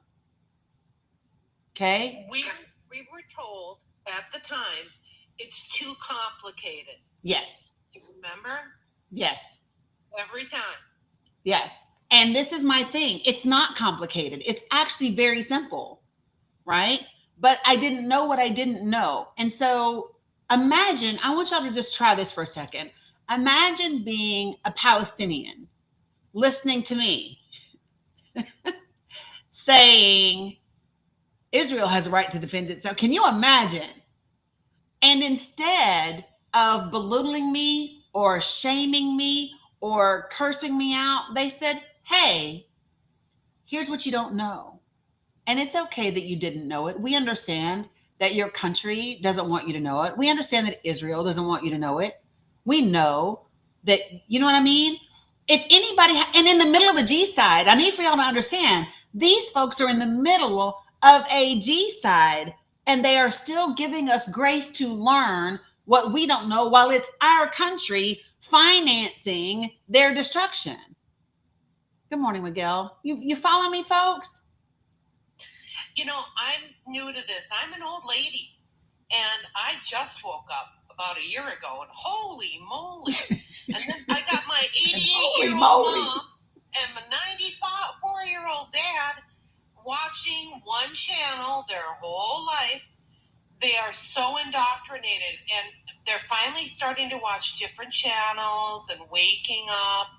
This is a big process for a lot of people. And you know, okay, so it's going to be a big process for everybody. And the reason why is because it involves investigating your core values, your core belief system. Because if you have been taught your entire life, right, that Israel is they are the chosen people, because that's what I was taught. Y'all, I'm from the South. I was raised Southern Baptist, neck deep in church, right? And so when you're raised with this belief system, taking in that new information means, oh my gosh, wait, this thing that I have used to identify myself my entire life is now being challenged. And what does that say about me? What does that say about who I am? What does that say about my religion? What does that say about my faith? What does that say about, right? And that's a big thing to undertake, especially because if you've been born and raised Christian, the prospect is, if I get this wrong, I'm burning in hell forever. Can I bring something up that I'm noticing? Sure. With this process at my age, I literally will sit there and go, is this real? Am I dreaming? Yeah. If there is a psychosis to us that we need to be very aware of with the people that are waking up. It's really wild. Yeah, it is. And it is difficult, you all. And you go, wait. So listen, I think that this is healthy, because I literally will go, hold on a second. Am I really getting this right? And then I have to go and I have to look. I look at multiple sources and multiple places. And one of the questions that I love to ask myself is, who benefits if I believe this thing? Who benefits? Okay, you know this one lady that's walking around the world owning countries? Kind of like the R-word guy. Blonde hair, really good friends with our president. I think I just read that she's really friends with a lot of countries. And she's doing the same thing around the whole world. I don't know who we're talking about. I'm just learning about it. Are you talking about Lucy Bernard? Lord, oh, no. I can't. No, you're going to be talking about somebody else. It kind of ties with the Epstein stuff. Oh, I don't know. The whole thing all ties together. I'm still trying to wrap my head around it. No, it's not Jill. You said Adelson? Who is that? Miriam Adelson? That's right. Oh my gosh, yes. See? And I think it's India. I just read something that, oh my Lord. Yeah, she's worth $44.6 billion. Some shit like that. $40 billion. I got her. I see her. Sheldon Adelson's wife. Okay, gotcha. Okay. So here's my thing. So let me tell you what I do, Chris, for balance. Okay. One of the things that I do for balance is I try to focus on the pieces that impact like the immediate day-to-day life that let me see that I can control. So one of the things, so somebody said it a minute ago, and I haven't done this up. I haven't done this today, but we can do it. So there are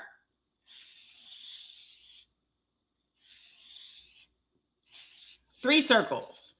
1, 2, 3. Right? Circle time. Everybody knows circle time. Not everybody, but people that have been with me for a while, they know circle time.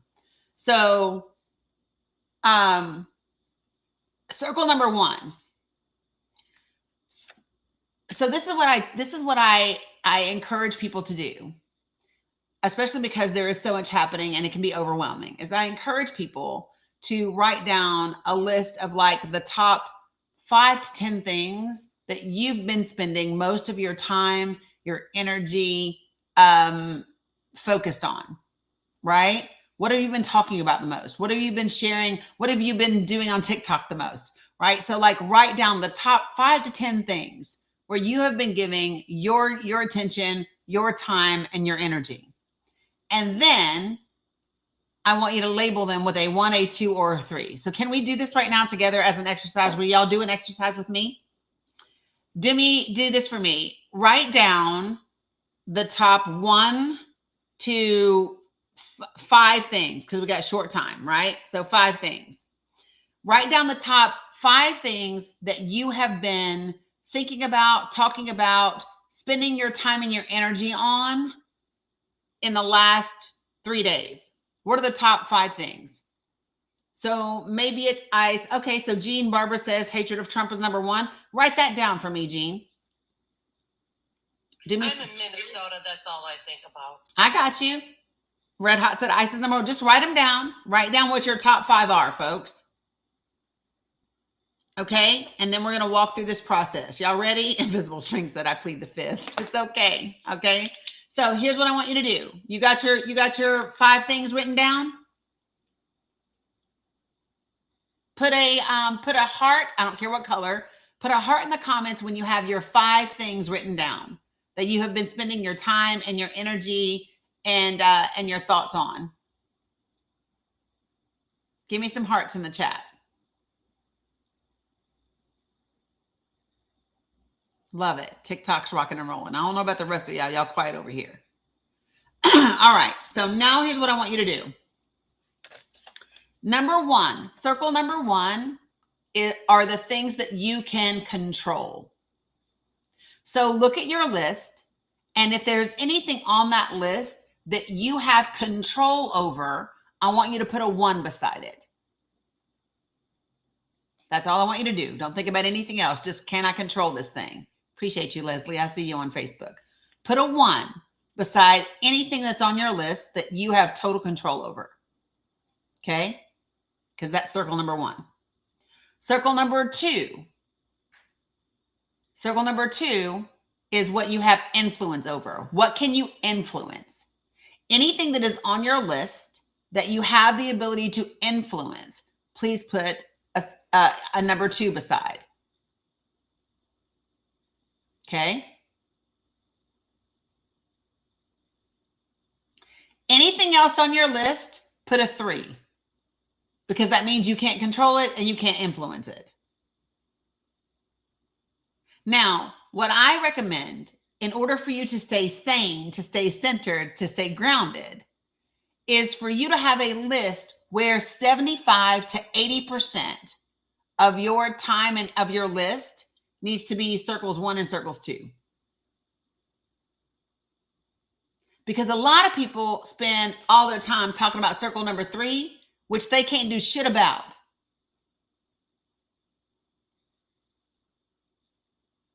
And then when you go 1 and 2, now you get to break it down and say, what can I do with those things? So if it is something that I can control, how do I do that? How do I, Amanda said, you've taught me well. My list is 1s and 2s. 4 of yours are 3s. Okay. Would work be a 1? So Michelle T, I would break work down into more specific things, because work isn't just work, because you can't control everything at work because there are other people involved. So what are the things that you can control about work? When you use this technique, you can narrow your list down to very manageable bites. Okay? And you've got to be focused on the things that you can control and the things that you can influence. Everything else, you got to let it go. Now, here's the beauty of when you let it go. Anything that is in circle number 3, it's in somebody else's circle number 1. It's in somebody else's circle number 2. Right? So don't waste your time and energy on circle 3s. So like for me, do y'all want to know why I don't freak the fuck out over the Supreme Court? Because I can't do anything about it. I'm not arguing I'm not arguing in court. I'm not. But guess what? Ketanji Brown Jackson, the Supreme Court is in her 2 and partially in her 1s. Sotomayor, it's in her 1s and her 2s. Even Amy Coney Barrett, it's in her 1s and her 2s. So the only thing that I do is, if there is a way for me to influence the court, then I put that one part of the court in my 2 and I do that thing. Right? So what are the ways that you can influence the court? Did you know that you can write the Supreme Court? Because you can. The link to do that is in my link tree. Did you know that you can write Congress? Do that. Right? There's so much that's your area of influence. And then once you do your area of influence, you got to let it go, and you can't be attached to the outcome, because you don't control the outcome. There's too many of us. Go ahead, Chris. I found it interesting. There were a bunch of people at the end of last year that on a local level were invited over to Gaza to meet everybody over there, and it was all funded. Say it again? It was secret. Okay, so I had read something about they were trying to get more influence on a local level rather than national. And they'd invited a bunch of local delegates over from the United States to Israel. Mm-hmm. And I tried to find out who went. Yeah, there's a list. I believe it's in my link tree, but give me a second and I'll show you. I emailed a bunch of, I even emailed the delegate in Israel. I was recommended to do that by the United States. Here, I can give you the list. So, how'd you get? Interesting. Yeah, I'm just one of them people. But give me a second. So it's been about 250 state legislators that went over, and let me see if I can give you the. I was mentioning it because I dropped it. You just mentioned how you have to drop things. Yeah. So here's the thing. So here's what I would say about that. This is something that you can influence, because these are your state legislators, right? These are your state legislators. And so you do want to have influence over it. You can't control it, but you have influence. And it's important because it plays a part in our country. I was going to contact them and ask them if they enjoyed their trip and what they learned. So so let me ask you this. So let's talk about the questions that you were going to ask. You were going to ask, did they enjoy their trip? Do you care? No, I haven't thought about what I was going to actually ask. I got it. I know. I know. I followed you. But here's the thing, right? So let me see if I can show you what you want. All right. So here's what you do want to ask, right? It was called the 50 States, One Israel Conference. It was held in September of 2025. And it was both Democratic and Republican state legislators to Israel. 251 of them attended. It was between 251 to 250 from all 50 states that went. Okay. And so when you go and you look at who all was in attendance, here's the list. What state are you in, Chris? Minnesota. All right, that's right. Minnesota. So in Minnesota, not a soul went. In Minnesota, nobody went. That's wonderful. Yep. Now, what I can tell you for my other folks that are in here, so let me just, I'm going to give you the name. So, I knew y'all were going to start popping damn names in here. I knew y'all were going to do it. So New Hampshire Senator Tim Lang went. Senator Tim Lang went.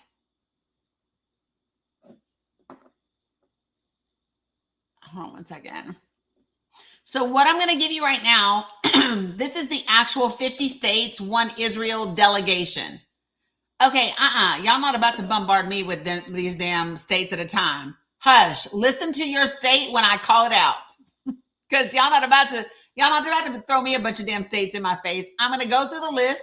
I'm sorry. When I name your state, write it down. Okay? Like real talk. All right, so here we go. And they are in alphabetical order. So if your ass is after A, wait your turn. Ready? Alabama. It's Representative Susan Du Bois, whatever her name is, Dubose. Representative Chuck Kopp. I'm lying. Wait. Chuck Kopp is Alaska. So Alabama, it's just Susan Du Bois, Dubose. Alaska, you have 1, 2, 3. You have 4. You have Representative Chuck Kopp. You have Representative Neil Foster. You have Senator Bill Wielkowski and Senator Shelley Hughes. Arizona, you have 3. Frank Carroll, Quang Nugent, and Justin Wilmoth. Arkansas, and I'm not repeating myself either.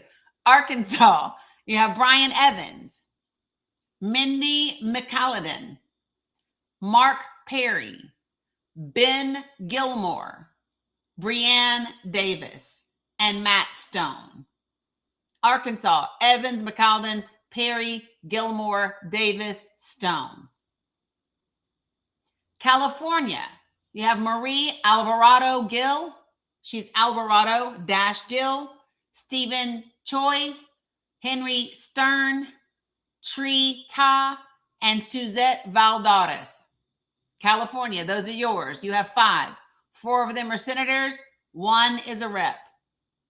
Connecticut, you have the Stamford Board of Representatives member, Maureen Pollock, and then Representative Christy Carpino. Colorado, you have 1, Anthony Hartsook. Delaware, you have Spiegelman, Brown, Shoup, Parody, and Melanie Ross Levine. 11. Okay. Florida, you have Gottlieb, Daly, Tendrick, and Black. Georgia, you have Cox, Goodman, Gooch, Panich, and Neal. Hawaii, Garcia, Alcos, Reyes Oda, Shimizu, Hashem, and DeCorte. Idaho, Rubel, Schertz, Skog, Ehart, Tanner. Kansas, Wassinger, Osman, and Erickson. Kentucky, Reed. Louisiana, Johnson, Travis Johnson. Maine, Harrington, Collins, Descharme, Henderson, Morris, Paul, and Katrina Smith. Massachusetts. What's up, Jabber? Massachusetts, Aaron Saunders, Alan Sylvia, Becca Roche, Hannah Kane, David Mauridian, and Peter Durant.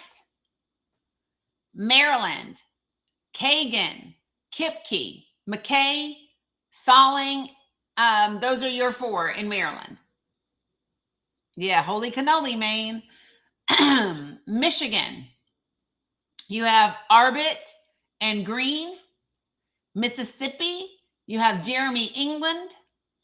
Missouri, you have Bishop Davidson, George Ruza, Ben Keithley, Ian Mackey. Montana, you have Randon Gregg and Teresa Manzella. Nebraska, you have Kathleen Koff, Robert Clements, Lauren Lippincott, Don Lanowski, Dan McKeon. New Hampshire, you have Tim Lang. That's it. New Jersey, Robert Singer. New Mexico, Jay Block, Ant Thornton, Stephanie Lord, Rod Montoya, and Jennifer Jones. New York, you have William Barclay, Anil Beefan, Lester Chang, Daniel Norber, Amy Pollan. North Dakota, you have Lieutenant Governor Michelle Strenden. North Dakota, y'all just sent your whole ass lieutenant governor to Israel. Senator Jonathan Sickler, Representative Bernie Satron. Ohio, you have Jason Stevens, Melanie Miller, Ty Matthews, and Eric Sennenberg. Oregon, you have Emily McIntyre and David Gomberg. Rhode Island, you have De Palma, Apollonia. Y'all not her. This is a different Apollonia. Apollonia.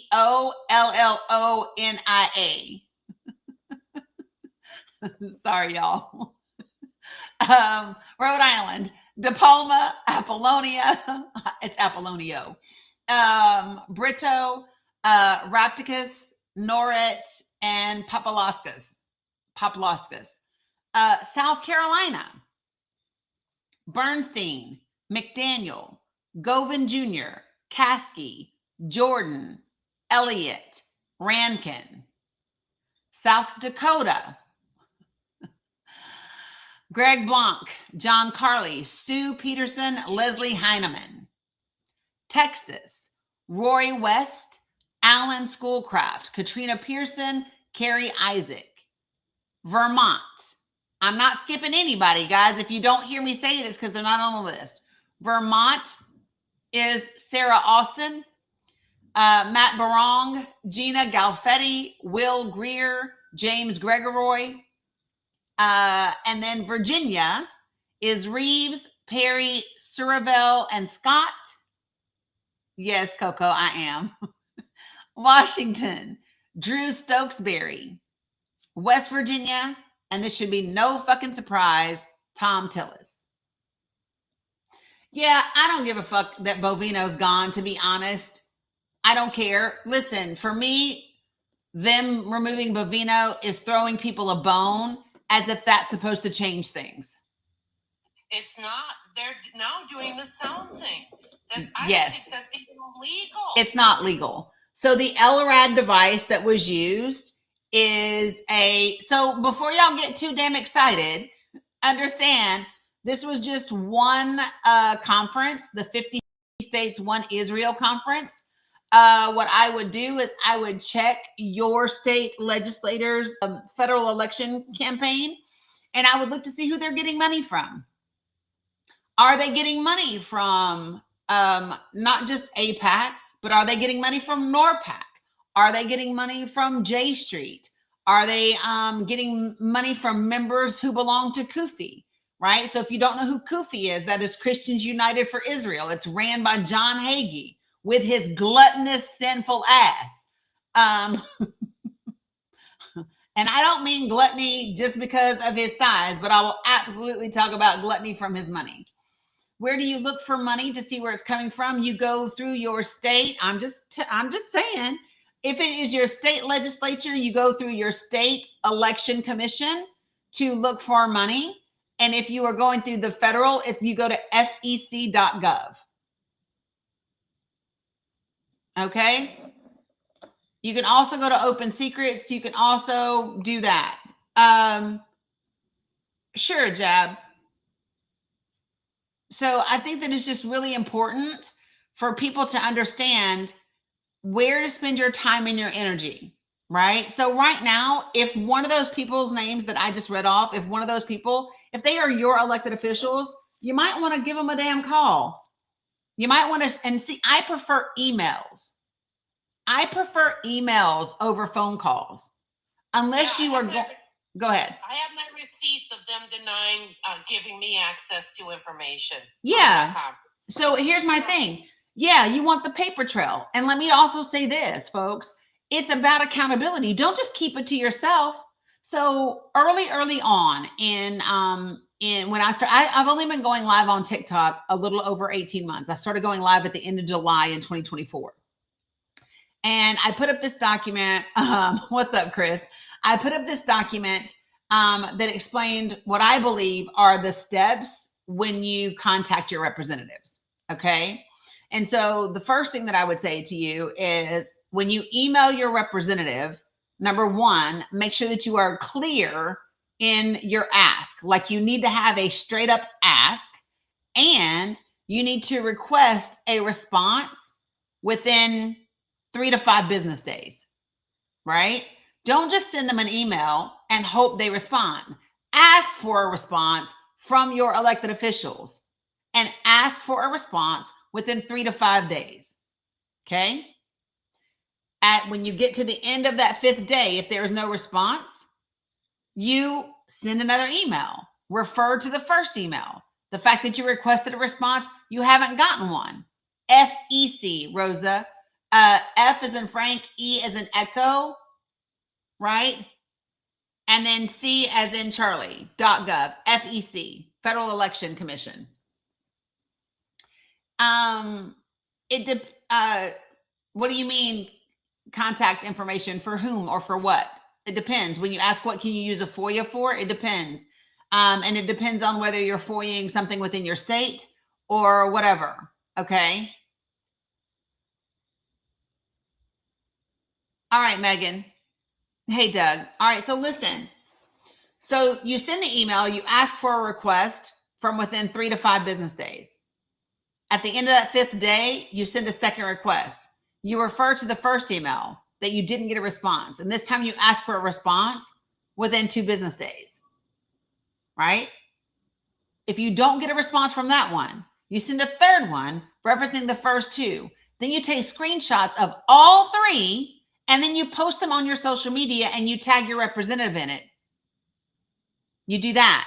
And then you also, if you really want to get their attention, you write a letter to the editor talking about the unresponsiveness of your elected official and how, since this is a midterm year, anybody that is sitting their ass in Congress or in your state legislature that cannot be responsive to their citizens after 3 fucking emails deserves to be primaried and voted the fuck out. So 3 emails, social media posts, tagging them and your elected official and your media, and then the letter to the editor for the media, right? And that way you are covering all of your bases. They don't, unfortunately, here's what we know about too many people in Congress, is that without pressure, they do not do what they were elected to do. So apply the pressure.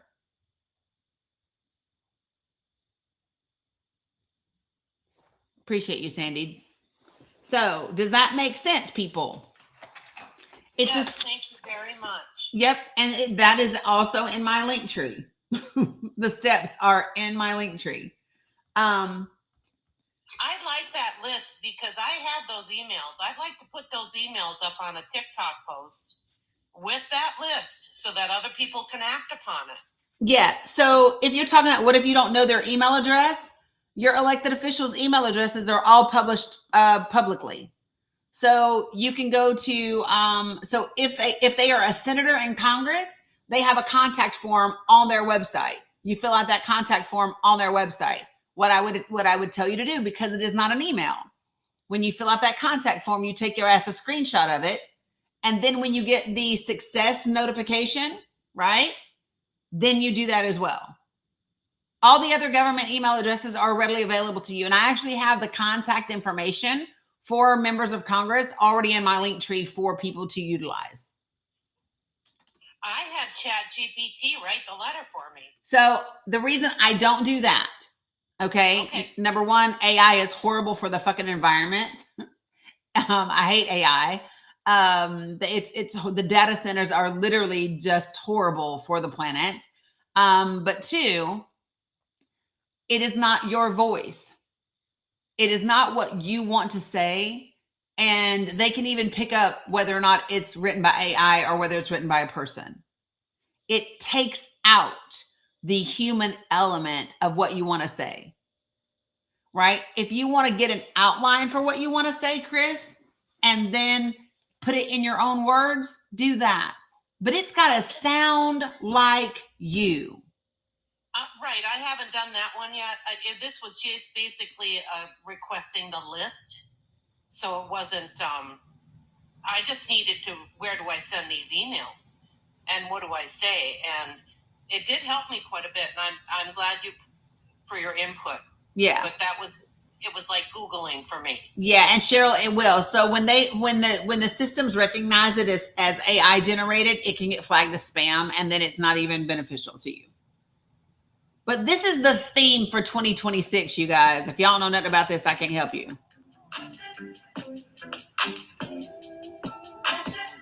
This is the theme for 2026, y'all. Do y'all know this? Eyes on me, I want that pressure.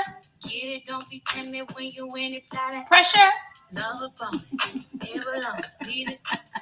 See, Jim and I knew this song. There you go.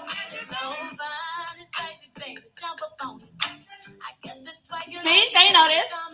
Pressure. So, y'all, that is the theme for 2026. It's pressure. Thank you for letting me come up. I'm going to let someone else come up. You're welcome, Chris. Appreciate you. All right. So, Michelle said, yes, ma'am. I'm just saying. Right, Lanny. AI uses so much water. So just throwing that out there for everybody, that those are the things that you want to be focused on. Okay. Can I get a quick mod break so that I can have a bio break, and then I will be right back. Salam Ahmed. I don't know who I got to do a mod break. I just need a quick one, y'all.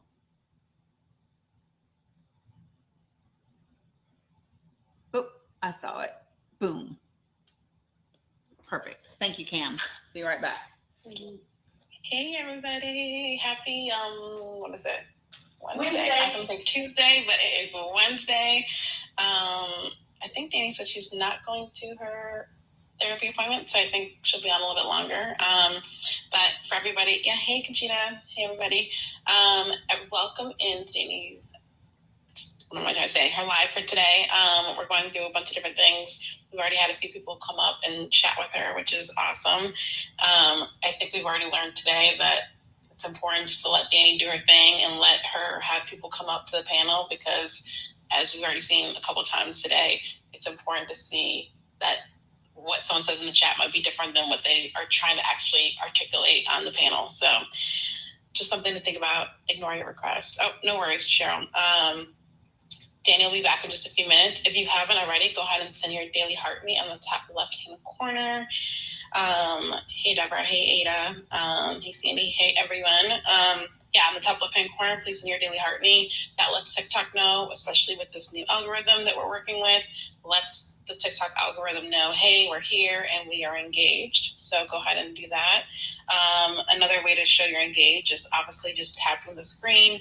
So I think you have to do it like to the left where you're clicking on either the chat or tapping on like near Dani's face so that you're kind of showing, exactly. Tap Dani's face and tap. Showing you're engaged, and then sharing as well.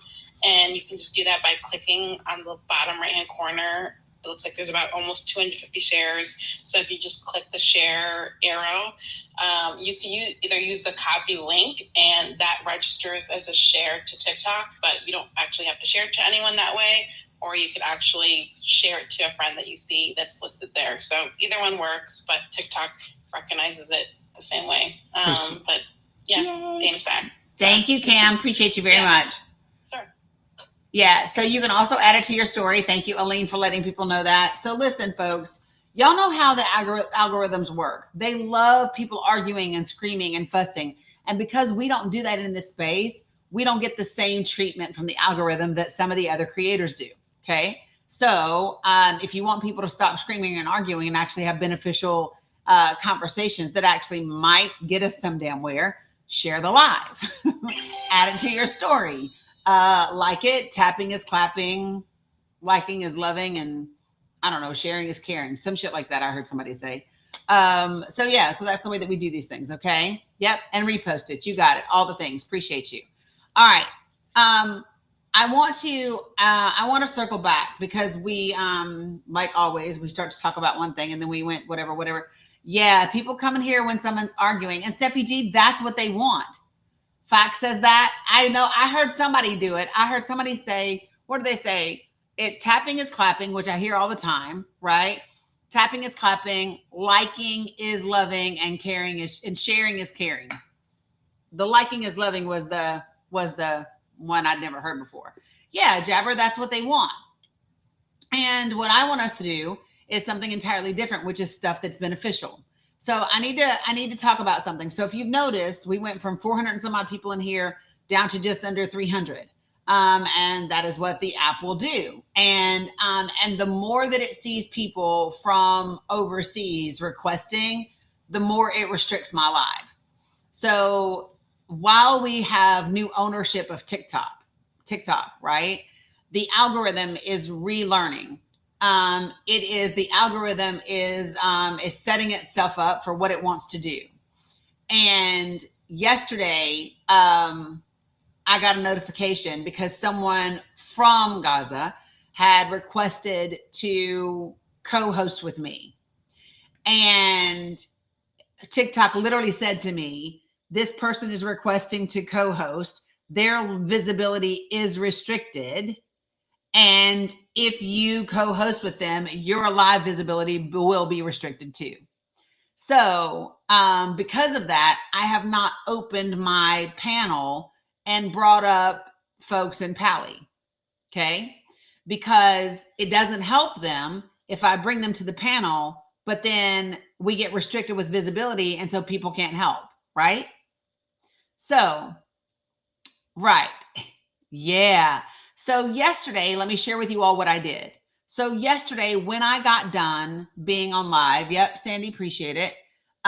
Yesterday, when I got done being live, I went into a Pally live. Wasim was live yesterday, and I went into his live.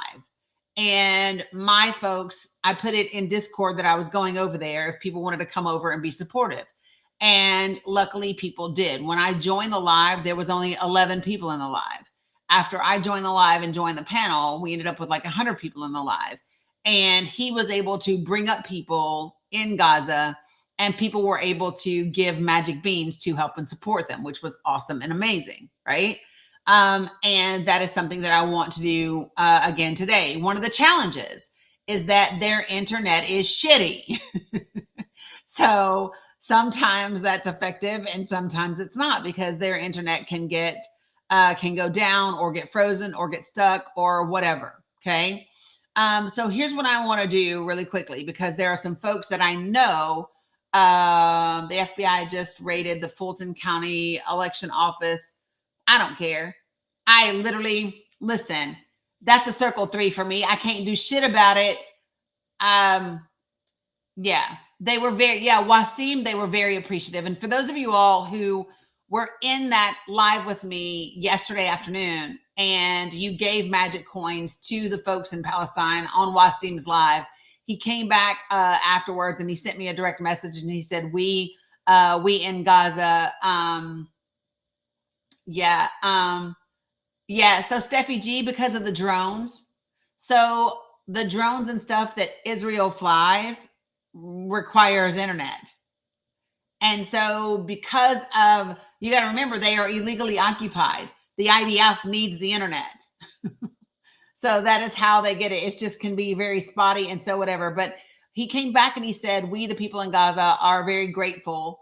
And we can go tomorrow and get food for our families. So for those of you who don't know how this works, so what are they doing?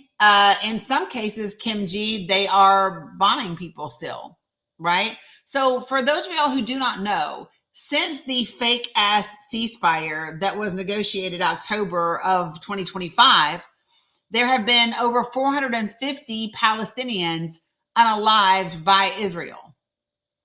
Since October 10th, there have still been over 450 people that have been unalived by Israel since then. It was just within the last week, they had 3 journalists that were unalived. Okay, just so people know, there is no ceasefire. The drones are still there. Targeted attacks are still happening. The mainstream media is just not covering it like they used to. And that was the purpose of the fake ass cease agreement, was to take all of the eyes off of Gaza. People are now referring to it and the G side like it's in the past tense, but the reality is that it's not. So let me share this with you all. So in my requests right now, one of the people that's requesting up is going to be Ahmed Darawi, Derawi, Darawi. Yes. And he is part of something called the Speak Up School in Gaza. There are children in Gaza that are getting up every day, even though they're in tents and different situations, and they are going to school. And they are going to school to learn Arabic and to learn English and to learn all of the things that they would normally learn. And they are going to school in a tent. The school that they are going to in a tent. He was in here, Cam. Did he leave already? Well, somebody should tell his ass to come back. But to their school in a tent, they are being charged $800 for rent for a school in a tent. Their rent was due almost 2 weeks ago, and so they need help in order to stay in the tent and to keep these children going to school. All right, Kat, perfect. So when he comes in here, folks, if you have and you want to give some magic beans, find him, touch his name, send him magic beans. Okay. You can also just simply go to his profile and do it directly because there's a link in his profile. Okay. Really, people, I'm going to go through the names that have requested that I know so that I can give you information on. Okay. Just so that you all know. So Abu Malik is also someone that is a dad that is in Gaza that has several different children. He has a child with significant malnutrition. He has a teenager that is 14 years old and weighs roughly 45 pounds. And he's suffering from a malnutrition condition called wasting. And his son suffered some fractures a few weeks ago. Malik does not have a direct link. Listen to me when I say this. Malik does not have a direct link. Okay? Because he does not have a direct link, I'm going to try this and see what happens, which I'm going to let you hold space for me. And I'm going to do Abu Malik real quick. Y'all know my requests are going to go nuts when I do this. So let's try to manage it.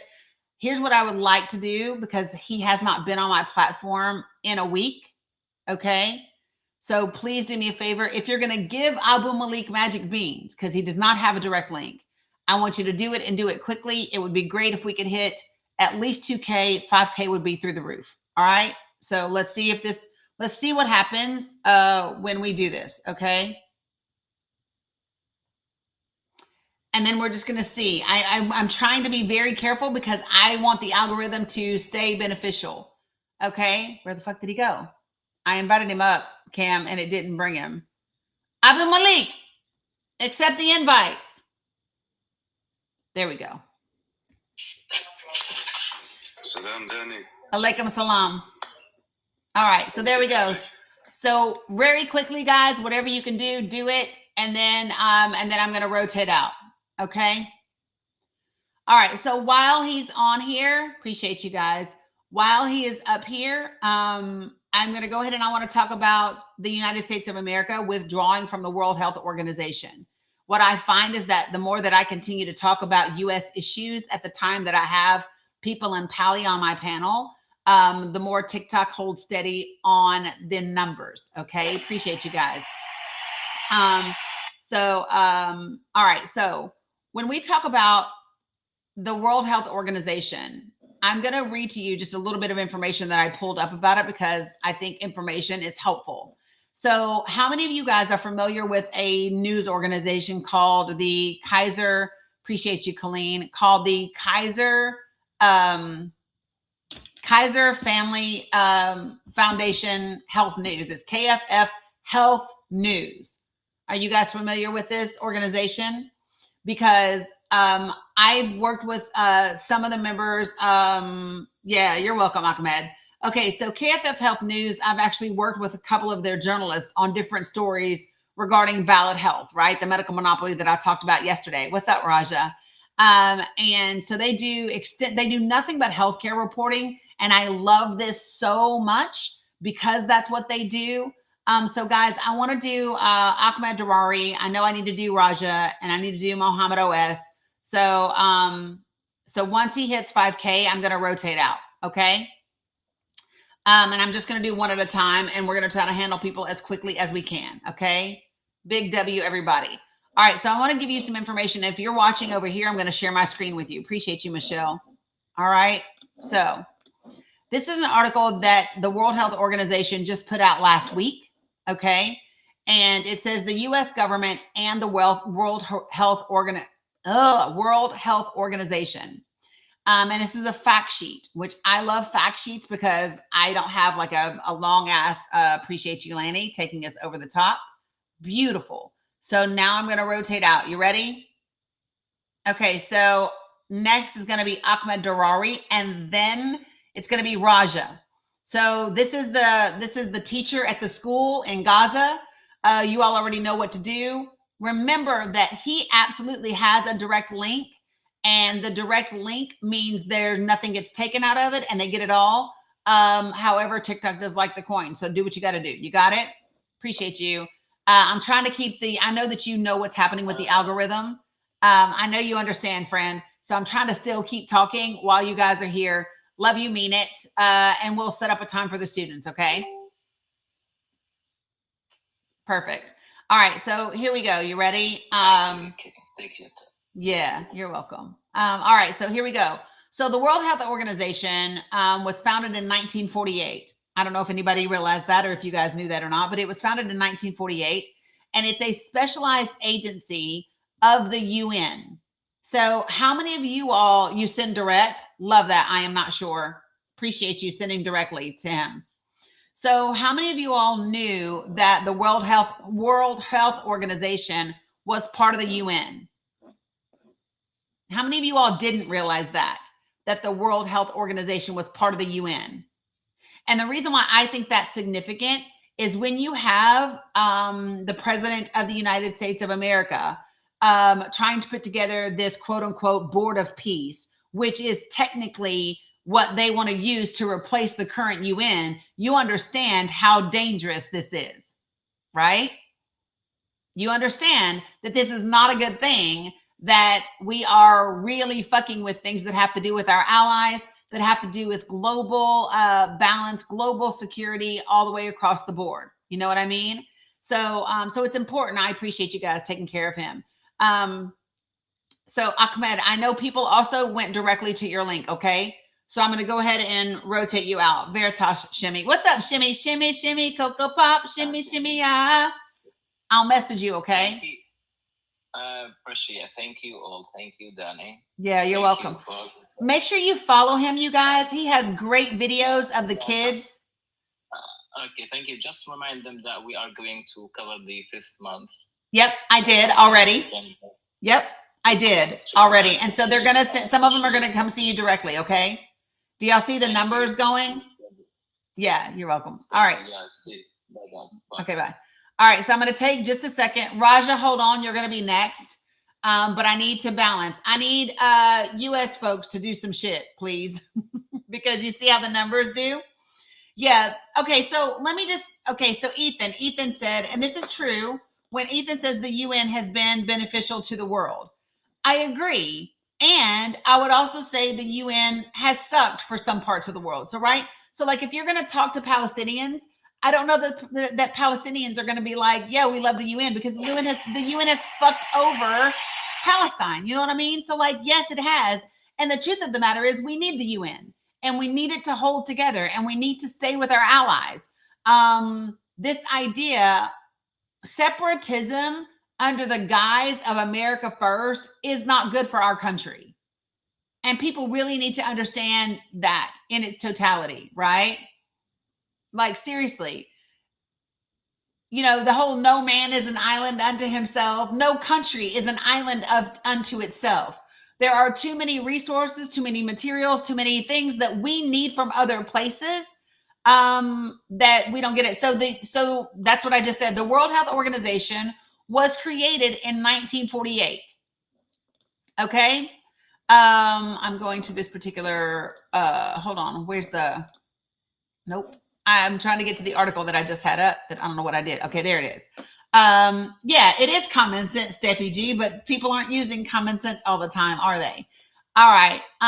So tapping is clapping, sharing is caring, you guys, because I would like for us to get the numbers back up to like 260, 270. So I can bring Raja up.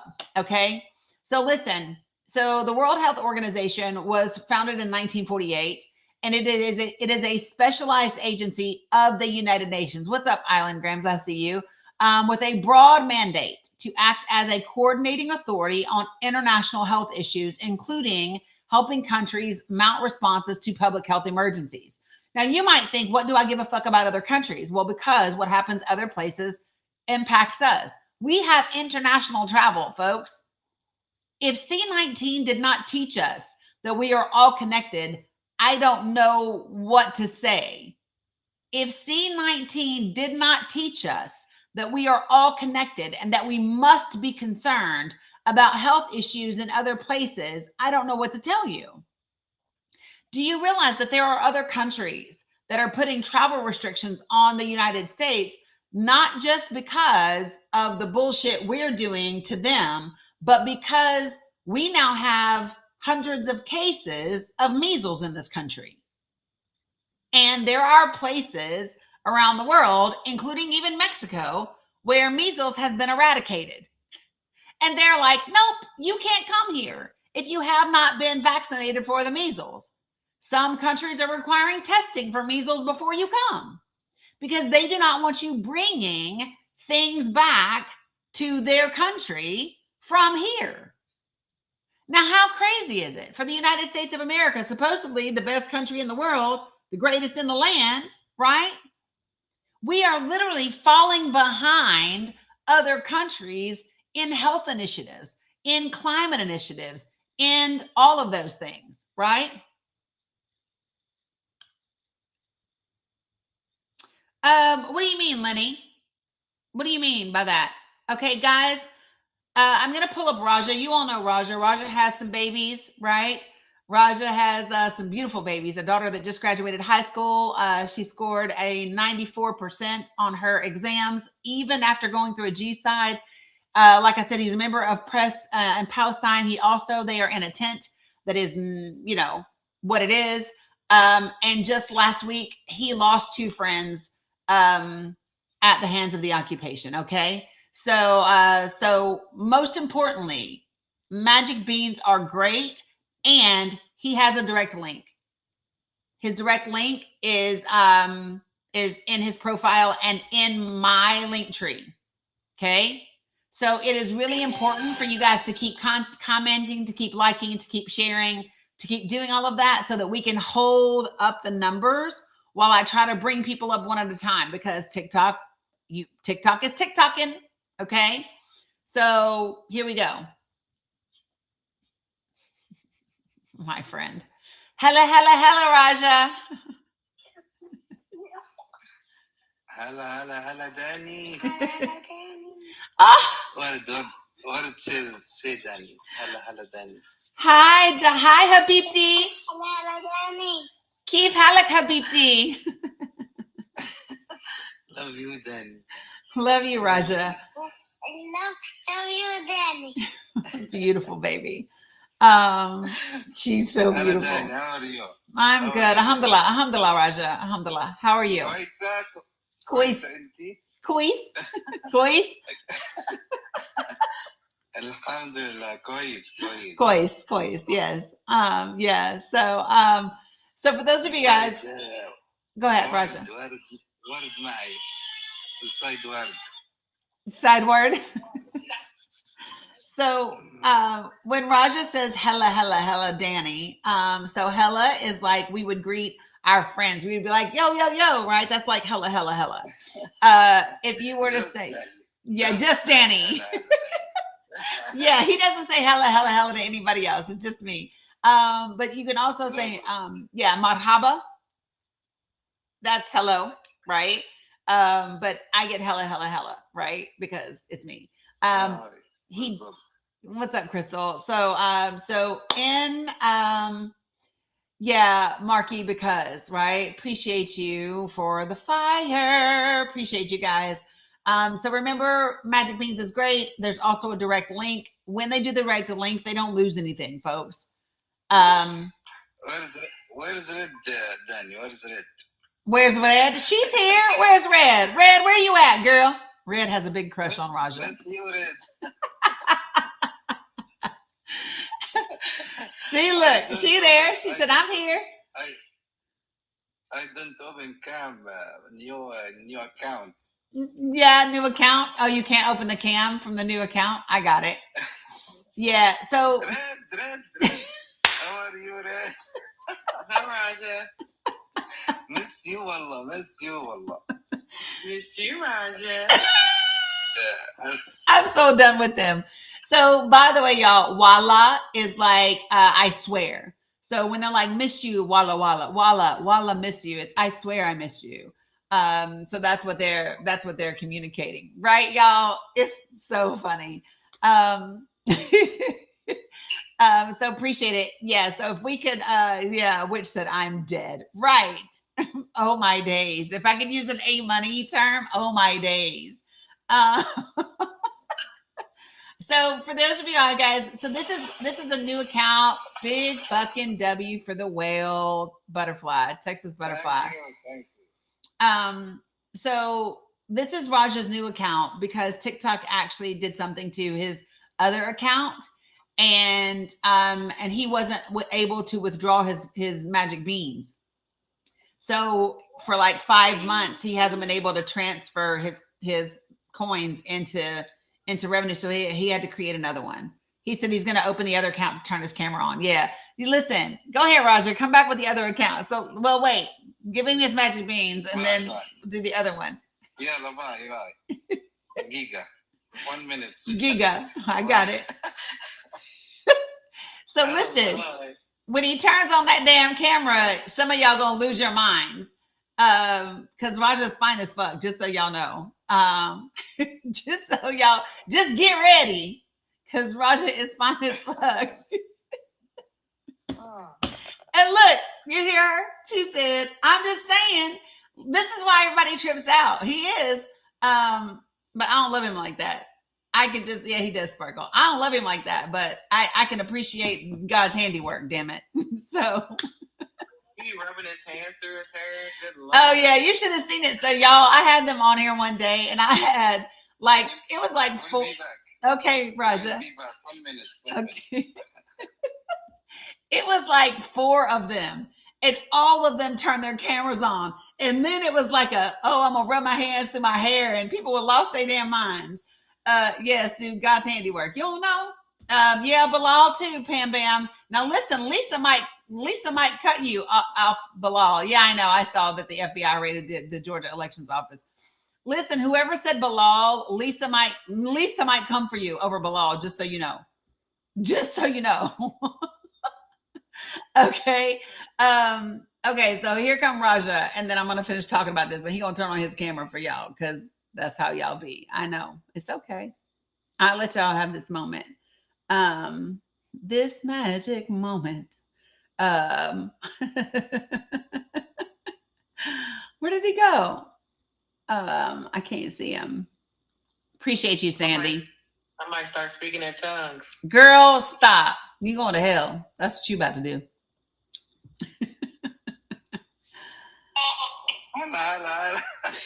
Hello, Dani. Hello, Raja. So I'm just gonna let me just go on. I don't know why I'm fucking around. Go ahead. I'm just gonna go ahead and give him the big box. Hello, Raja. Hello, Habibi. How are you, Red? Savetta said, "Oh my." Penelope said, "Wow." Hello, Dani.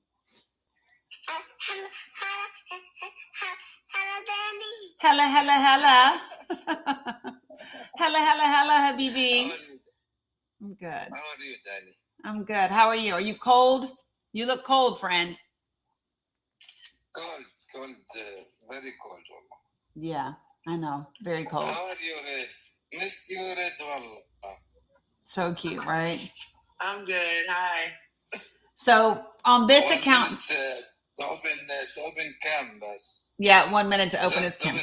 open Just to open camera. So listen, he is very handsome. I told y'all. So listen, don't gift this account because this is the account that has issues. Gift the other one, but he just wanted to open cam. Hello. Into Galaby, Habibi. Word. Name word. Good night. What? Good night. Good night. My father. Oh, hi, Raja's father. Look, see, y'all getting double handsome today. Welcome to you. Welcome, Dani. Welcome, Hello, Habibi. Dani. Welcome, Hello, Habibi. Dani. Hello, Dani. Hello, Raja's daddy. Yalla, goodbye. Okay, bye, Raja.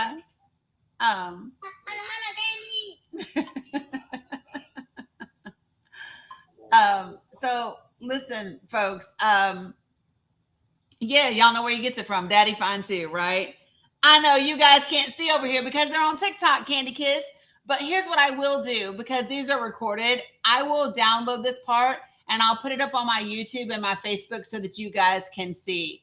Can I give you guys just a little bit of background, a little bit? So once DJ K joined my panel, and we began to really understand what is happening in Palestine and what's been happening and what's happening in Gaza, we just became really good friends with several of them, right? So Raja is one of them. Mohammed O.S. is one of them. Bilal is one of them. Ahmed Darawi is one of them. Mo is one of them. Amal is one of them. Like there's just a slew of them. And we love them. And we have been through the hearing the drones and holding our breath, or Carla Abu Sarraj, and then me seeing literally seeing reports of, I will never forget seeing reports of big boom booms in Dirabella, and me messaging Abu Sarraj and me messaging Raja and saying, hey, are you okay? I need confirmation, right? Aziz, right? Find out. And so a lot of these folks, if you have my link tree is on all of these accounts. When you go to my link tree, there's a whole box that says Palestinian support. Those are links to be able to give direct support to about a dozen of our friends. Okay. Yeah, Blue Honey Pot, 100%. I want to also I'm going to bring up Mohammed OS. Yeah, so Mo is the brothers, right? Wala, I love you too, Raja. So what I want to do, if you mean Abin Gaza, Auntie Tinker, he's still here. He was here earlier today, but he's I didn't see him for a while, and then he started coming back around. So I just saw him yesterday, and he was in this morning earlier. But if you see what the numbers are doing, you guys, I need to give it just a second, and then I'm going to bring up Mohammed OS next. And the reason why I'm going to do Mohammed OS next is because he just had newborn twins that were born just within the last couple of weeks. And of course, he's got twin babies, y'all, a boy and a girl. You need baby formula, you need clothes, you need all the things, and it's fucking winter and they're intense. Okay, so you get it. He also has a direct link that's in my link tree. All right, so let me go over the rest of these key facts real quick, and if we can get the numbers back up, that would be fantastic. And then I can bring him up. Okay, you ready? So let me just say, so the U.S. government has been actively engaged with the World Health Organization throughout its history, providing financial and technical support, as well as participating in governance structure. However, on January the 20th, President Trump announced that the U.S. would withdraw as a member of WHO and also halt funding for the U.S., for the administration, for the organization. Now, let me just let y'all understand this. Do you know how cruel we have to be to withdraw from an organization when we know that people's lives depend upon the support that we promised, the support that we pledged? This is what we said we were going to do.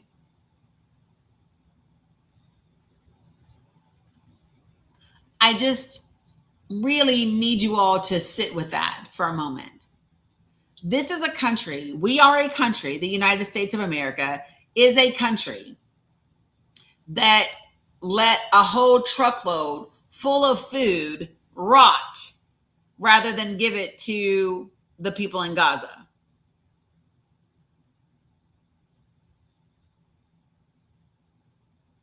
Do y'all get that now? Appreciate you, Nicole. So, in 2020, during Trump's first administration, we also temporarily suspended funding, and we initiated a process to end the membership. The Biden administration, thanks Penelope, appreciate you. The Biden administration reversed that in 2021. Historically, the U.S. has been one of the largest funders of WHO. They have ranged between $163 million and $816 million annually over the last decade. Okay. Hey, Sharetta. Over the last several years, the WHO has overseen negotiation processes to update an existing agreement that's known as the International Health Regulations, and to establish a potential new quote unquote pandemic agreement. Y'all, this is the part that I hope everybody pays attention to. After C-19, it became apparent to everyone that we needed to put together a new agreement between the countries on how we might handle, prevent, and keep an eye on any type of global pandemics. Okay. And so in May of 2024, member states approved a set of revisions to that agreement, but decided to extend the negotiation timeline into 2025, which, by the way, dumbest shit ever, because what they were counting on was the American people to do their job, participate in the election, and keep Donald Trump out of office, and we did not do that. We did not do that. We failed the country, we failed ourselves, and we failed the world. And as a result of the American people failing the world, okay, the world is doing what they have to do to make sure they are okay. That is why you see Canada making trade agreements with China and the EU and everybody else. This is why you see these other countries courting each other, negotiating with each other, and they are pulling the lever on contingency plans that they have had in the works since the very first fucking term of Donald Trump as president of the United States. And let me tell you one of the biggest problems. So one of the things that you've heard the president say is, listen, they need us. So let me share. So what has been happening, okay, is ever since the world heard him say, oh, they need us, the world has been saying, how can we position ourselves to no longer need them?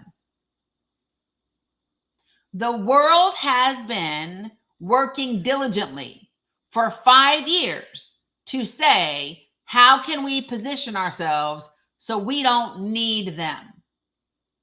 Because they are no longer reliable. They are no longer trustworthy. We can no longer count on them. And I don't know why anybody thought that they would just sit back and not do that. Of course they're going to do that. They made a plan. And guess what? So did the Heritage Foundation. The only people that didn't make a plan were Democrats and progressives. Those are the people that weren't fucking planning. Y'all just thought shit was going to come together. And it did not. Right? The Heritage Foundation, they made a plan. Our allies and our enemies, they made a plan. Guess who did not plan? And this is why we are where we are. Just so everybody understands that. Okay? And there are significant consequences because of where we are. All right? All right, so guys, the next box that I'm going to bring up is going to be the daddy of a toddler and of the 2 newborn twins. Remember that he also has a direct link in my link tree and his profile, folks. Okay.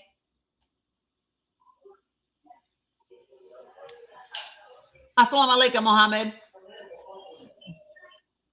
He doesn't know I brought him up. It's okay.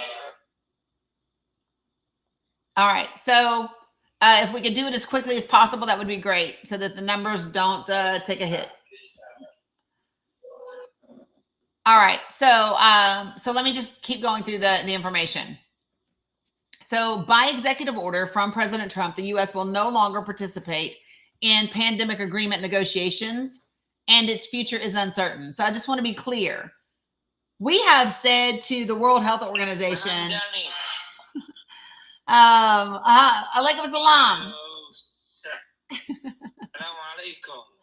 Alaikum salam, Mohammed. Keep halak, Mohammed. Wallahi, I miss you, Dani. I miss you. Wallah, I miss you, Mohammed. Wallah. Keep halak, Osama. Alhamdulillah. Thank you, Wallah, Dani. Thank you all. Wallah, miss you.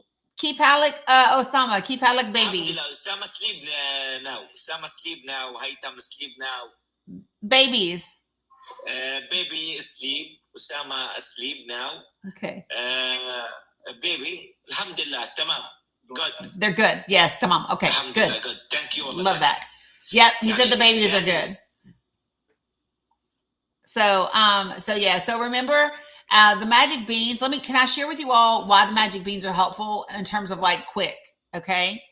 So the magic beans allows them. Okay, cool, Mo. So the magic beans allows them to because they can convert the magic beans into crypto, and then they can withdraw, convert to crypto, and then use it for like everyday immediate expenses. Okay, that's what they're able to do. However, as you all know, if you've ever dealt with TikTok or with crypto, you lose a percentage of what you get. You just do. Fucking A, Texas butterfly. Big ass W, Texas. Big ass damn W. because that's the easiest way for them to be able to spend the money. Yeah. So love that. Appreciate that. Texas Butterfly, big W. So for those of you guys that are wondering what happened, it was because she gave a really large TikTok gift, which is very helpful for him to be able to use. So here's the thing: when you do TikTok coins, it enables them to convert it really quickly and be able to use it faster.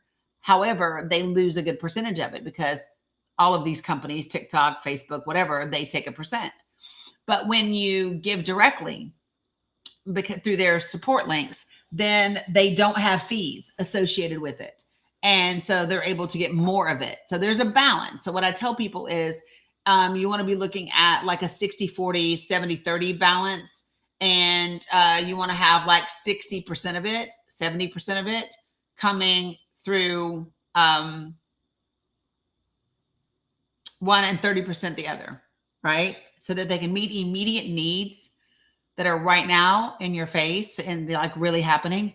And then they can have bigger things for what they need. So I can tell you from experience, things that this community has done, okay, in the last 6-7 months. And at different times, there were different costs. So for example, Blue Honey Pot. Yes. So let me just share this with you all. So at one time, Mohammed and his family needed to get from the north to the south because they were coming in, they were invading in the north, and it was a big deal. And I don't know if you all remember when the north was being targeted heavy by Israel, and they needed to get out. And I will never forget the day that he got on my live, just pleading, please help us, right?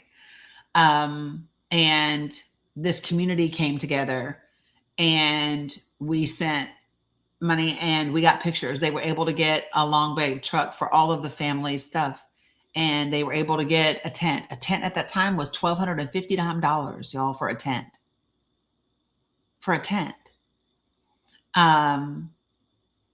We have been very fortunate to be able to do things like that for multiple families. And whether it's to help them get tent, whether it's to help them get medication, whether it's to help them get to safety, whether it's to just get them from the north down to the south. This community has done a lot. I can tell you right now, one of the reasons Ahmed Darari is in here is because this community has been largely responsible for keeping their school open. Their school is $800 a month.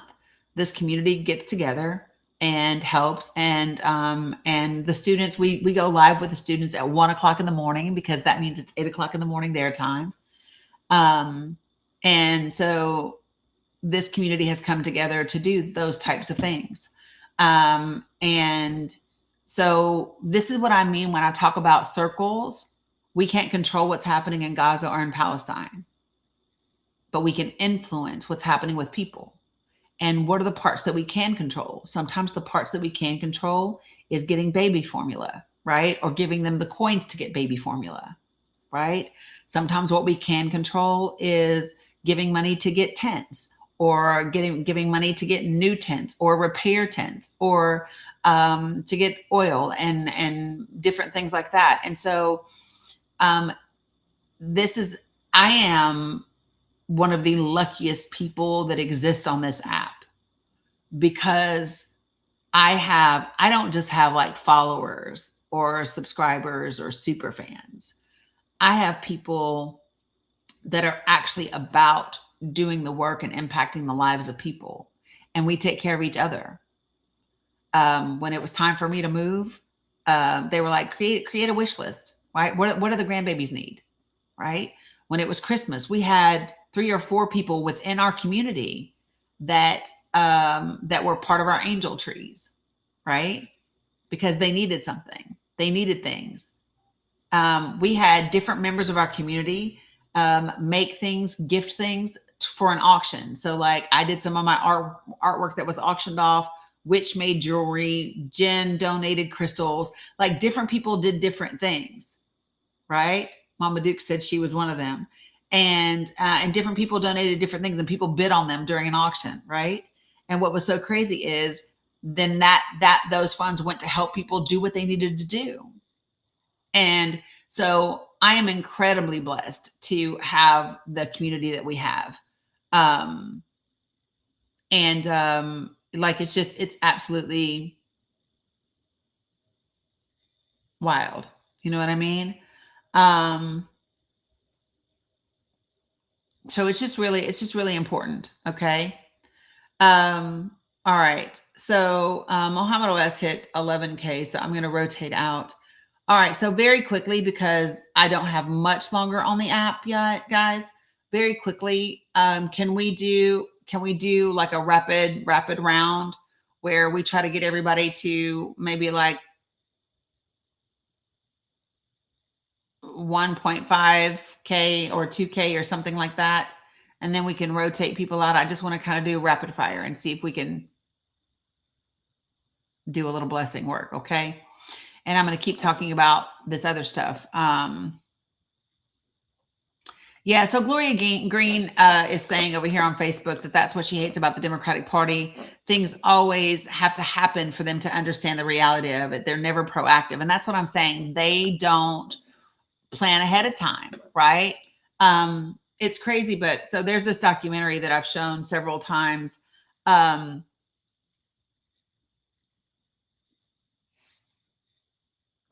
What? Okay, done. Okay, so one of the things that Roger Stone says, you guys, when he was talking about the internet has gone down, no worries, Mohammed. When Roger Stone was talking about like their Stop the Steal, right? And this is the documentary that I've shown and that we've watched together. When Roger was talking about it, he said, you have to plan the work and work the plan. And guys, they have planned their work. They've been planning it. And when things don't go according to plan, they just shift. They just pivot. They just reinvent it. They just adapt, right? The Democratic Party has yet to do anything different. And that is why there has to be people that just rise up and stop waiting for the Democratic Party to do something and make something happen outside of them if necessary, right? So really quickly, keep commenting, you guys. Let's try to do 1.5 each. Can we do that really quickly, guys? 1.5 each. The first person that I'm going to bring up is a widow. Her husband was martyred and she has 4 kids. So she's single mom, 4 babies, husband martyred by Israel, and she is in Gaza. Okay. Oh, not me hitting pressure by accident. Yeah, whatever we can do would be grateful. All right. So let me finish going over this document for you guys. Okay. While this is happening. Cam, I don't know who I've got in here, but Cam, Sandy, somebody, if we can do Soha next, that would be great. All right. So here we go. In 2024, WHO launched its first ever quote unquote investment round. And so in 2024, for the first time ever, the World Health Organization was seeking to mobilize an additional $7 billion from existing and new donors to support its operations through 2028. Now, why do you all think that is? Why do you think in 2024 that the WHO went and looked for additional investments to carry them through 2028? What do you all think that was in preparation of? A second Trump administration. They said, fuck this. We have to make sure that if during the Trump administration, if Trump gets in a second time, right, we've got to make sure that we are funded. That's what they did. And so as of the end of 2024, the organization had received $3.8 billion in additional donor pledges, which was 53% of its fundraising goal. The Biden administration did not announce a pledge to WHO at that time. And the Trump administration has said they're going to cease funding the administration. Sweet. Love it. Perfect. Appreciate you guys. Appreciate you guys. Good gosh. Okay. So I wanted to hit at least 1.5K and rotate out. She's at almost 3K. So I'm going to rotate out. Okay. Appreciate you guys. Mo, I see you. Okay. Give me a sec. All right. So this is what I love about, yeah, y'all are amazing, incredible. Salam, Soha.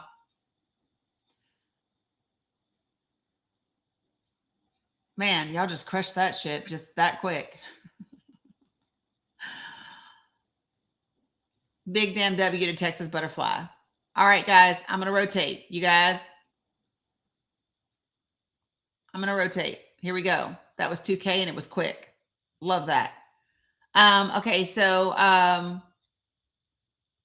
the next one that I'm going to do is God, I got to figure out what fucking order to do these in. Okay, so real quick, I'm going to do Allah Shak Shak. As you can see, he's a member of the press. He's a dad. He's a granddad. He has like 6 grandchildren. Salam Allah Shak Shak, but he has a heart condition. He actually needs to leave Gaza for treatment. They've been trying to get with the World Health Organization to get him out, to get him treatment. So anything that you can do is helpful as well. Okay. All right. So listen, like I said, the WHO was founded in 1948. And the WHO actually has a constitution. And the Constitution states that it has a broad mandate to, quote, act as the directing and coordinating authority on international health work, end quote, within the United Nations system. And the United Nations has 194 member states. Okay. All right. So we're doing 1.5K real quick, guys, and then we're rotating. Appreciate you. I'm not sure. If we hit 2K, that's great. So 194 members belong to the WHO. Appreciate you. I don't know who did that for me. So I want to share this really quickly about Mo. Mo is also known to us as the Brothers. So the Brothers has a link in my link tree. Yesterday, I had a chance to talk with Mo, and I immediately noticed that his normal, cheerful self just sounded really sad. And that is because they were supposed to get into a flat. And when they went to get into a flat, they were unable to do so. They were changing the terms. The person was changing the terms. And so he and his siblings had to go back to a tent. So again, there is a direct link. That link is in my link tree. Now that there are some magic coins given, I would highly recommend you do the rest directly through the link if you can. Okay. All right. Appreciate you, Mo. I'm going to rotate out. Okay. Yep. Okay, go ahead. Thank you, Dani. You're welcome. Y'all, he's such a sweetheart. He's such a sweet kid. And he graduated school with an 88%. No, I lie. I'm lying. 93%, 93%, some shit like that. Even during the G side, y'all, even during the G side. Okay. So the next one that I'm going to do is this individual has a significant injury that was caused by a drone. The drone struck the tent. He has a significant head injury that also has impacted his voice. He needs medication. The magic beans that we give help him get medication for treatment. I always don't want him to talk because his voice sounds like it hurts when he speaks. So yeah, if we can do 1.5K, that'd be amazing. All right, so here we go. Appreciate you, Sandy and Lauren and all you guys. All right, so listen to this. The agency has played a key role in a number of past global health achievements, such as the Alma-Ata Declaration on Primary Health Care in 1978, the eradication of smallpox, which was formally recognized in 1980, the Framework Convention on Tobacco Control, which was adopted in 2003. No worry, Dizzy, appreciate you. Listen, folks, if you don't have beans or if you run out of beans, it doesn't matter. Alaikum salam. Just know that your heart will send what you've got in your heart, and somebody else will be able to fill in the gap. So appreciate you, Colleen. Appreciate you, Sandy. Appreciate you, Texas Butterfly. Yeah. So this is just really important for people to understand. I'm a big believer that when you send from your heart, then whoever has the ability will fill in the gap. Okay. Appreciate you, Freebird. That one was beautiful too. All right. So I'm going to rotate out. Okay. You guys keep liking and sharing the live and doing all the things, because that's very, very helpful. I need to do,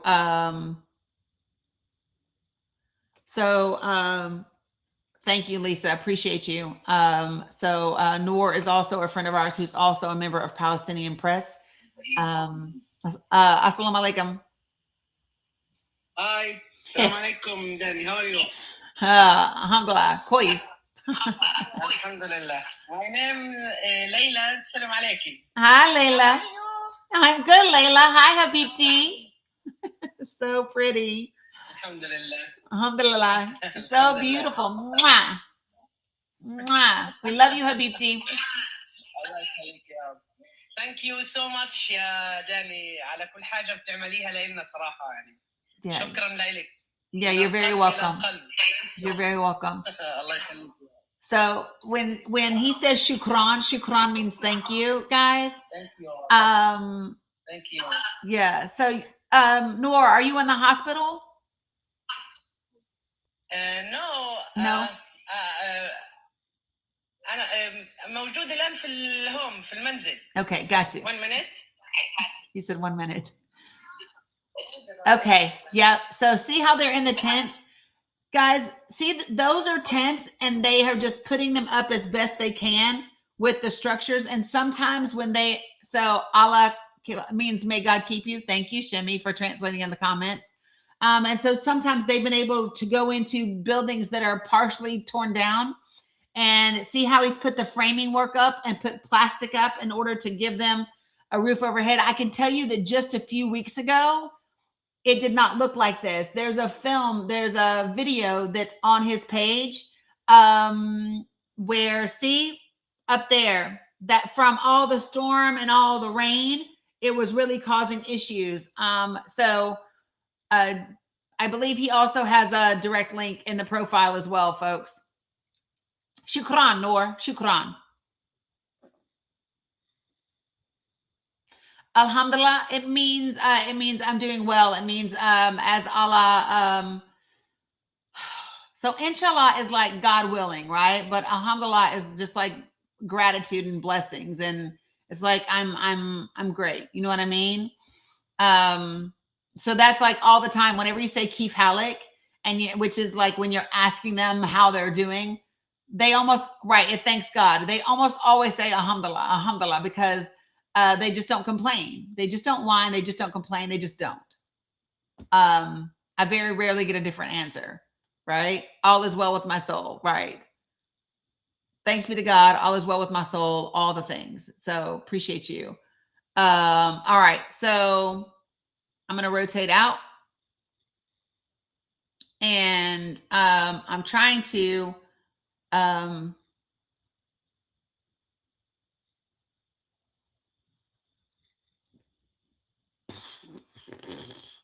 see, I don't know about this one. Are you the fake one? Yeah, you're the fake one. You're not the real one.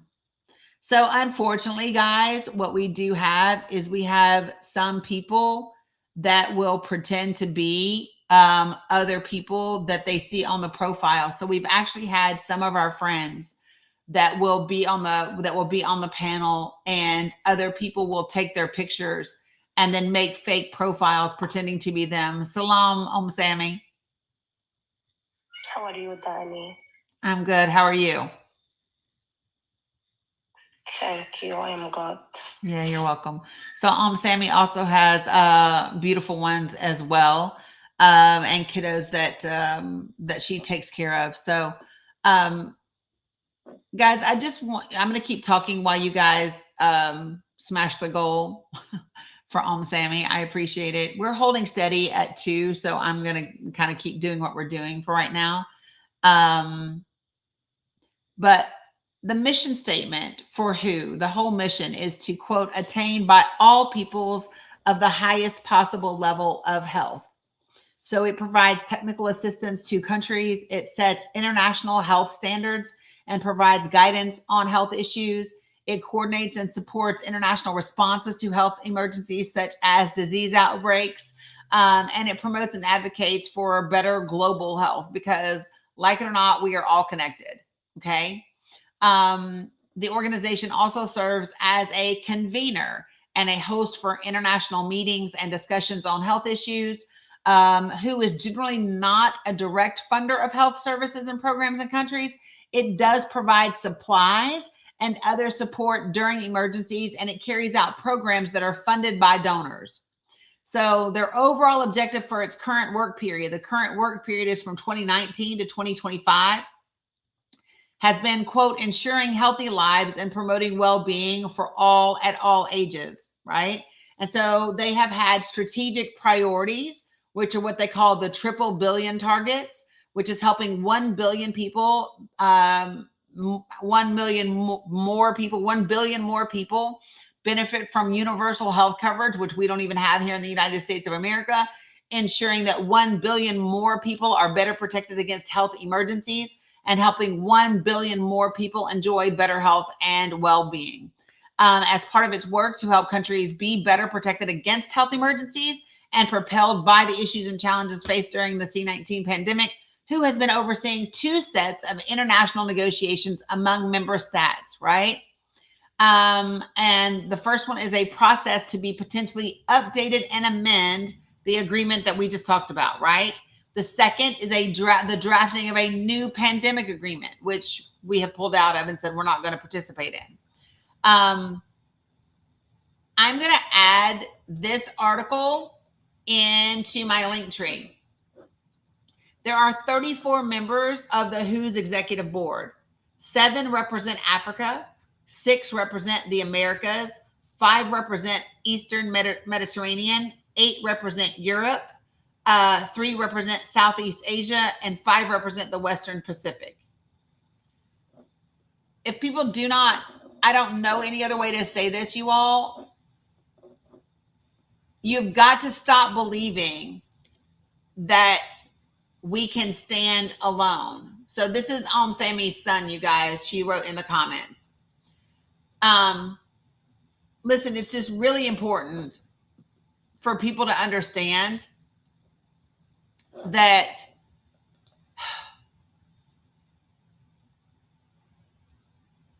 Gloria, no, yes, I can.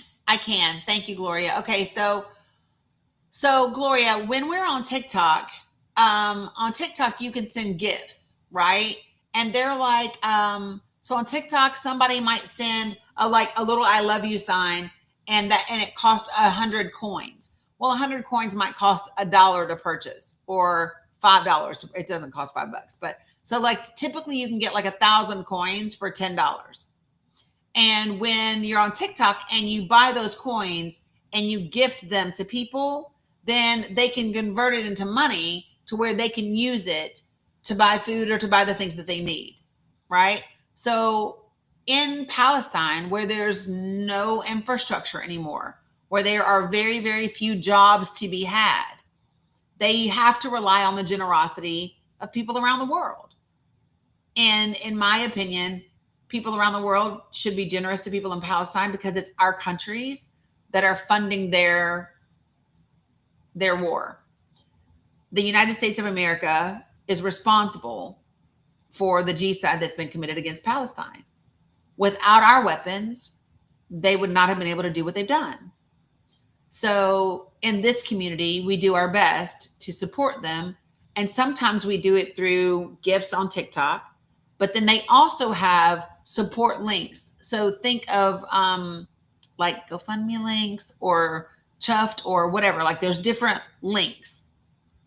And when you give through those, Gloria, then TikTok takes a large percentage, but those links, they don't. Okay. So in my link tree, let me show you because I've got my link tree open. So let me just show you. How about I do that real quick? So this is my link tree, and this is what it looks like to you over here, right? This is what it looks like to you. So like down here, there's a section that says Palestinian support links. Do you see that on the screen? Let me do it right here so you can see it too.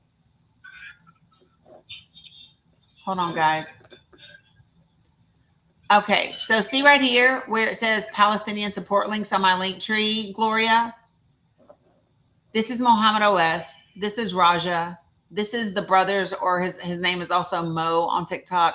This is Ahmed and his students. He's the teacher in Gaza. This is Abu Sarraj, who Abu Sarraj does a ton. He's a tremendously beautiful, talented translator. And he also does a lot to help a lot of people in Gaza. This is Bilal, who's another friend of ours who's a journalist. This is Baby Muhammad, who his family is in Gaza. This is Aziz, who is also a journalist. He's a friend of ours.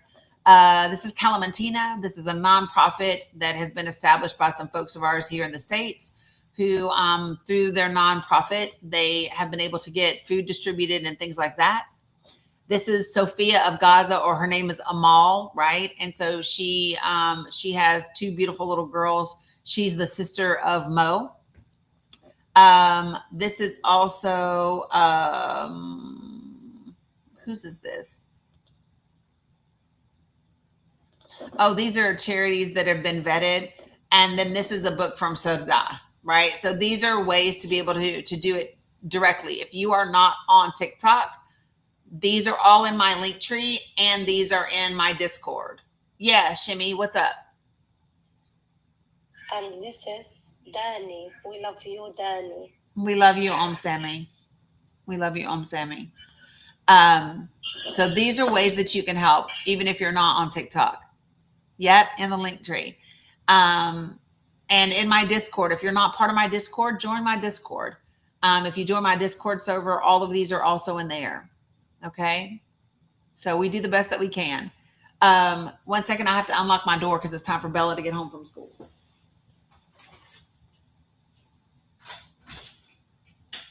Okay. Oh, all right. Okay. So I'm going to rotate out now. I'm going to see if we can maybe do a couple of more folks to 1.5K folks before we get out of here. Okay. Shimmy, you wanted to say something? I saw you say my name, so I just went ahead and brought you up. Assalamu alaikum. Alaikum salam. Shimmy, shimmy, cocoa pop. How you been, girl? I'm good. How are you, Shimmy? Better, alhamdulillah. I worked so many extra shifts the last couple weeks, so I've barely had enough time to be on the show. Yeah. I missed you guys, though. Yeah, we have missed you too. So guys, I'm going to do Anas real quick. So Anas is also in Gaza. Anas is a what we would call over here like a first responder. They call it a civil defense worker. Yeah. So Gloria, it's in my link tree. And hold on, I can just do this. You're on Facebook. So, hey, can one of my subscribers? Alaikum salam, Anas. Shimmy, how are you, Shimmy?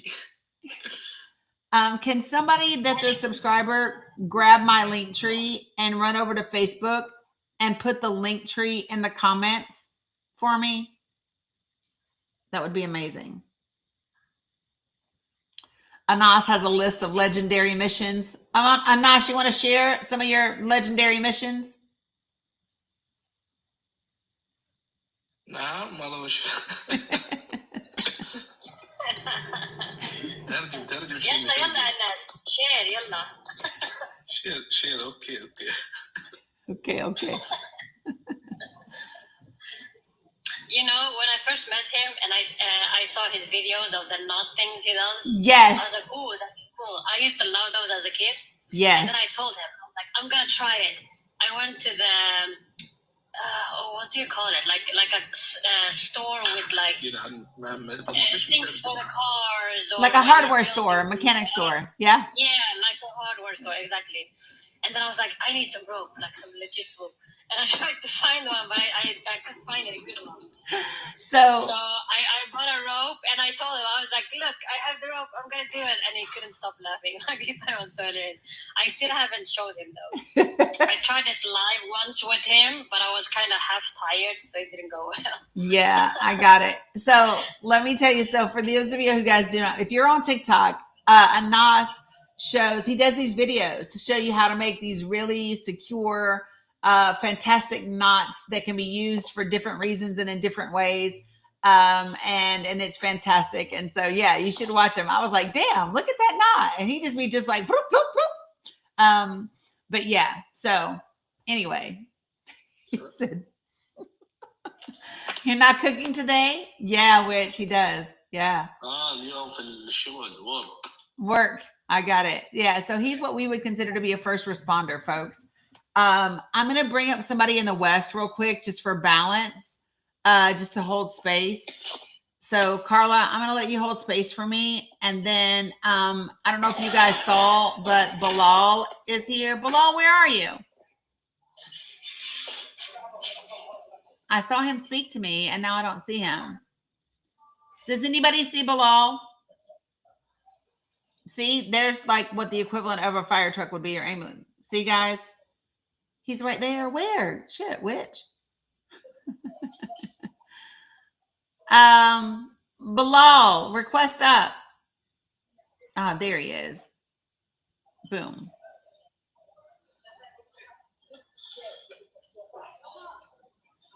come on, You know, Dani, I think I'm still on probation on your Discord. Oh, you think? I don't think I've completed the initiation because I can't do something. He's showing the battery for like a fire truck, if you will. So Do you know why he showed me the battery?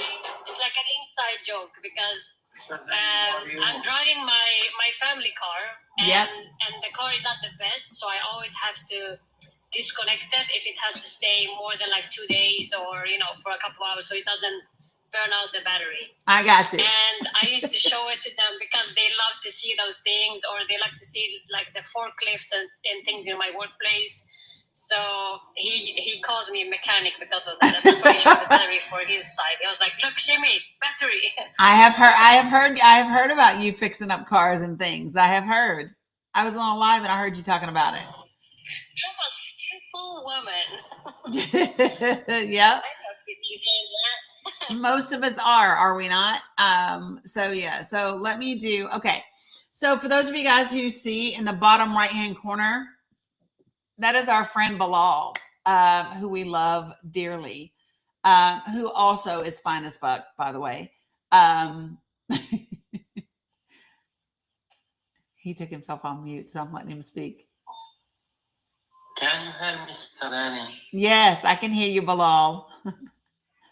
Keep halak, Habibi. Yes, how are you? Are you fine? Alhamdulillah. كيف حالك انت? Good. You sound tired. I think the internet is so bad I have. Yeah, the internet is bad. Here comes Bella Magoo. Yeah, but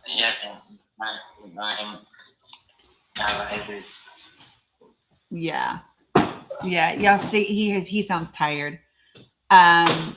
Yeah, he's not. He's got Bilal. You have 4 children? 4 babies, Bilal? Come here, my girl. Hey, what's wrong? 3 children. 3?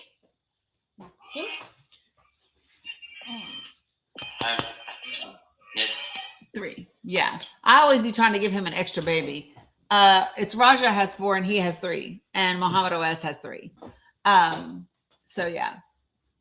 You saw Bella. They said hi, Bella, because they saw you come home from school. She said, hey.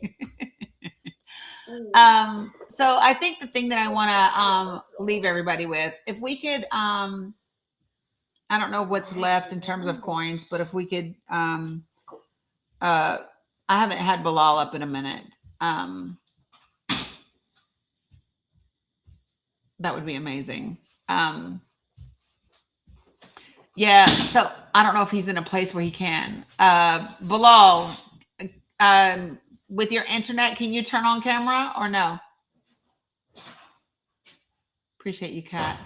Appreciate you, Tam Bam. He might not have enough good enough internet to turn his camera on. Let me say this to you all. Yeah, but Do you know, Dani, it's not also because of the drone.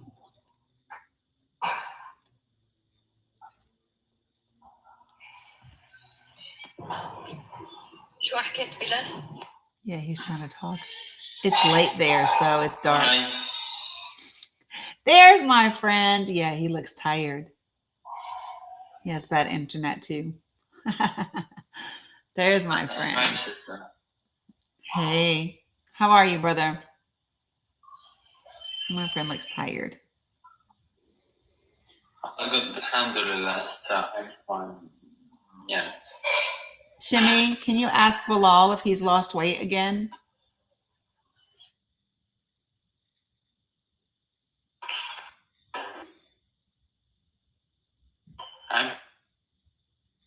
He's breaking up. Okay. Because not so bad. I have. I know the internet is so bad. You know, I think it's a given. He is slimmer than I saw him before. Yeah. So I think he has lost weight. He has. And so, hi, baby. Hi, Habibti. That's his little girl. So, Salam Amani. Hi, baby. Hi, Habibti. It's because of the internet, you guys, that the screen gets frozen. So let me just tell you guys, there was a time when Bilal had lost like. Yeah, I know, because I felt. Yeah, he had lost a lot. He had lost a lot of weight, and he doesn't talk about it, and he won't talk about it, and he always takes care of family and all the things, which is what so many of them do. So just remember that in addition to being up here on TikTok, he does also have a direct link. Yeah, he lost over 40 pounds during the G side. Yeah. Yep.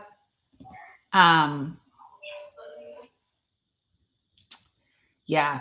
You know, I know that sometimes when it gets to this time and this portion of the live, especially if you're not on TikTok, you don't get to see them. You're not seeing what I'm seeing. And so I need to do better at downloading this and putting it up on YouTube and on Facebook so that you can see them and get to know them. Because as you can see, we have relationships with them.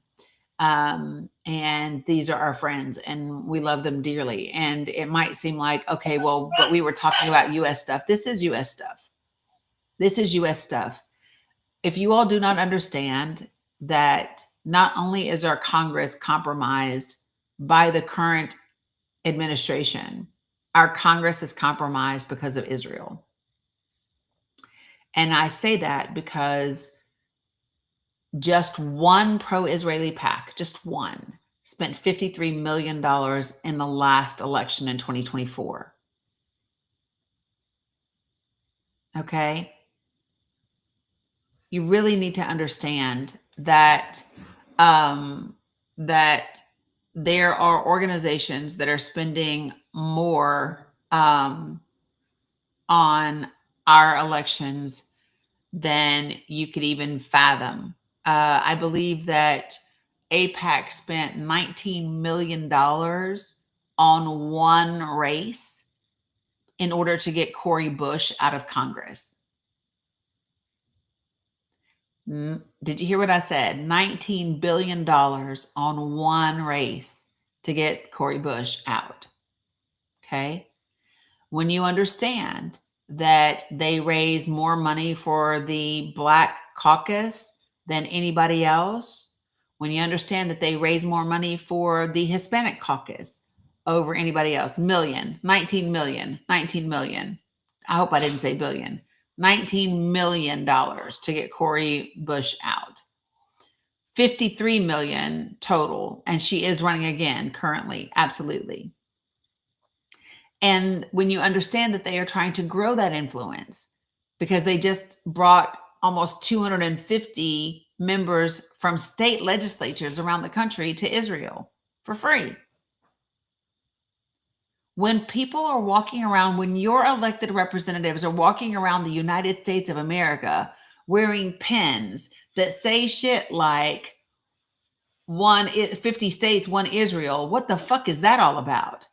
It should be 50 states, one United States of America. Yes, baby. Oh, you want another hug? Yeah. Okay. Right? Nobody in Congress, nobody in your state legislature should be wearing a pin that says 50 states, one Israel. It's 50 states, one United States of America. She's good, witch. And I think that people really need to understand that. Yeah. Do you want me to warm it for you? Okay. Give me 1 second. Let me warm this up for her real quick. I'm just going to keep talking. This is okay for the second. Thank you, everyone, for the gifts. I appreciate it. I just wanted to clarify. I'm not in Gaza if some of you thought I was, but thank you. Please gift it to them if you have. I know. I listen. Yeah, it was all good, but thanks, Jimmy. Okay. So, okay, here, baby. There you go. Yeah. So really quickly, folks. Let me see. All right. So my folks, this is what I'm going to ask for really quickly. Thank you, Sandy. I know you're working overtime. So really quickly, if we can do Bilal even to 3, that would be fantastic. And because I now I've got to message him on WhatsApp. So let me just tell you, I hear from Mohammed OS because he's got brand new babies, right? He's got twins and he's got a toddler. And so I hear from him from that place. I never hear from Bilal and Raja telling me how. Sometimes I hear from other people about what they're experiencing or how rough things are. The last time I saw Bilal and I noticed he was slimmer, it's because we were like this and he turned his camera on and I could see like his clavicle area. And I was like, hey, what's going on with you? Right?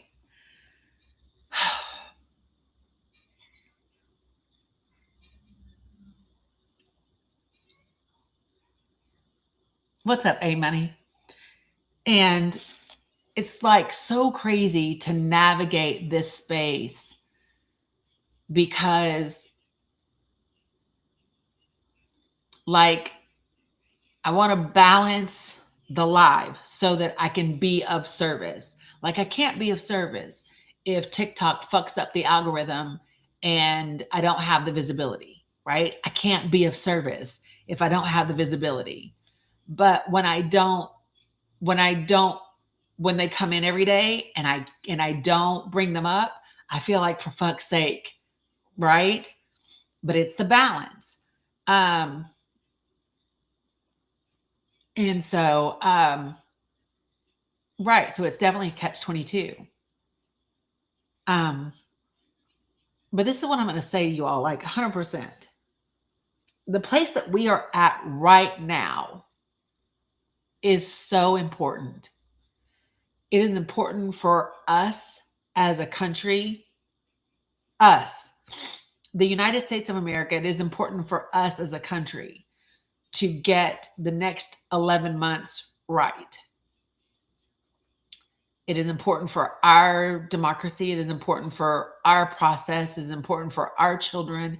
It is important for my grandchildren. Like it's important. And there are global ramifications for every bit of this. I just want you all to understand that when we don't vote, we're not just impacting the United States of America. For the 80 million people that did not vote, 80 million, 90 million, whatever the fuck the number is, for the 80 or 90 million people that didn't vote in 2024,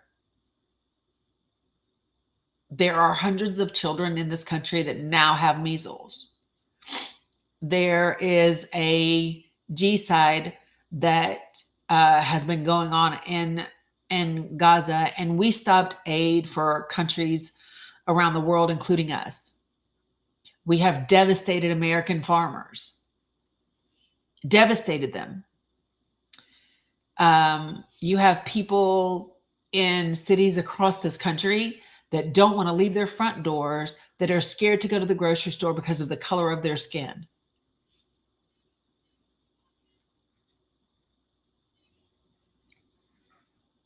This is the United States of America, folks. We don't hide in our fucking houses because we don't look like we were born here.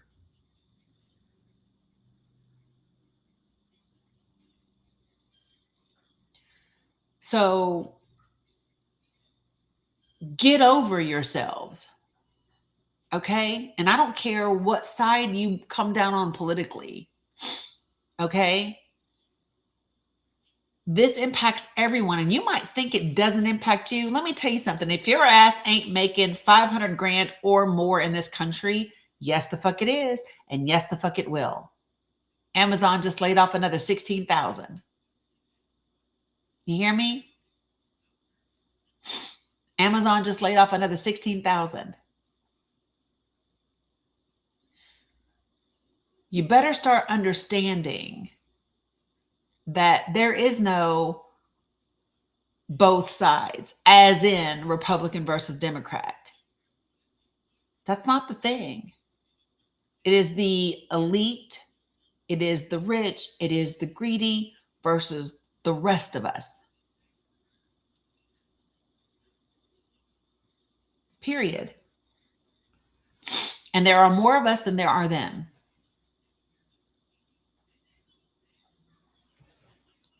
And this is why we have to be about the conversations that are hard and tough.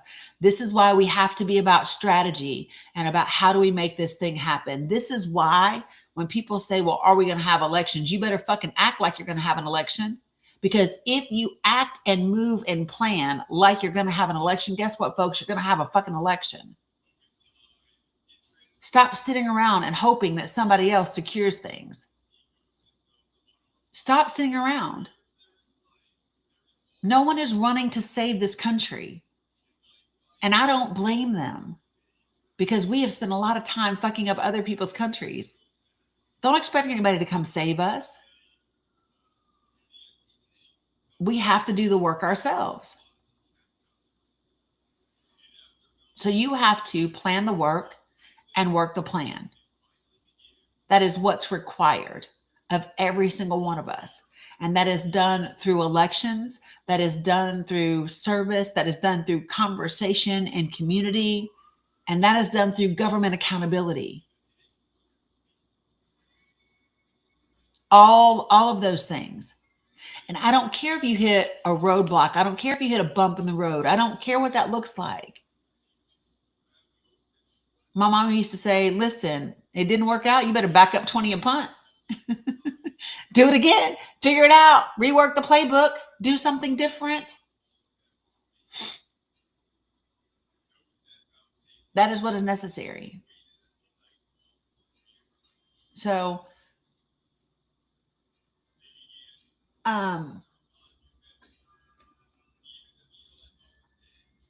these people, when I say these people, I'm referring to people in public office.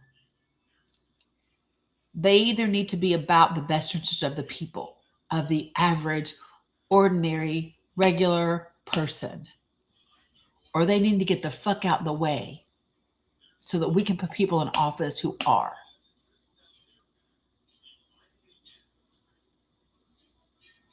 And I'm so serious when I say that to you all. There can be no excuses this year.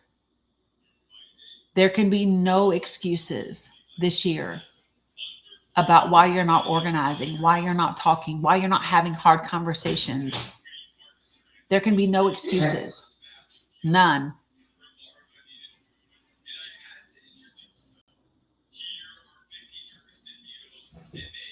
Got it? So let's just go ahead and handle this. Prime, come to the box instead of trying to get yourself muted. Come to the box. Let's do that. Come to the box, Prime. Come to the box. You want to do that? No, you don't want to come to the box? You just want to be a belligerent child?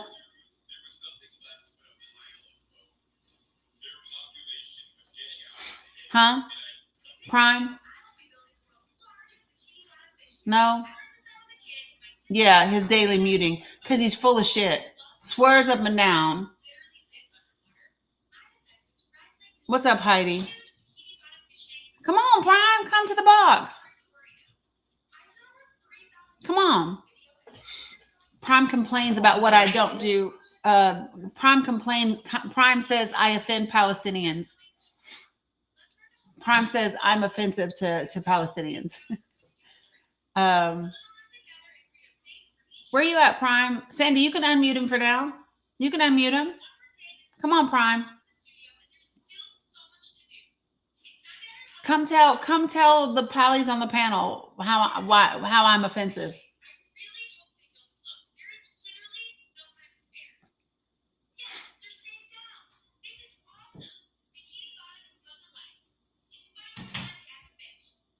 Come on, come tell the actual people in Gaza how I'm offensive. Come tell Palestinians about me.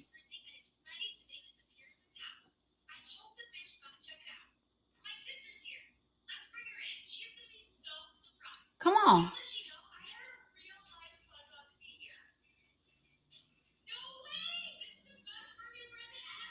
He ain't got shit, A-Money.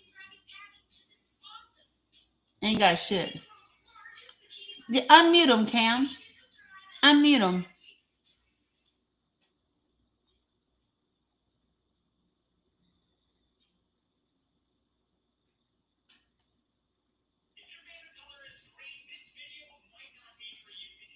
Where you at? Thank you, Cam. You're unmuted, Osmus. Come on. Come on. You wanted attention, so I'm just going to give it to you.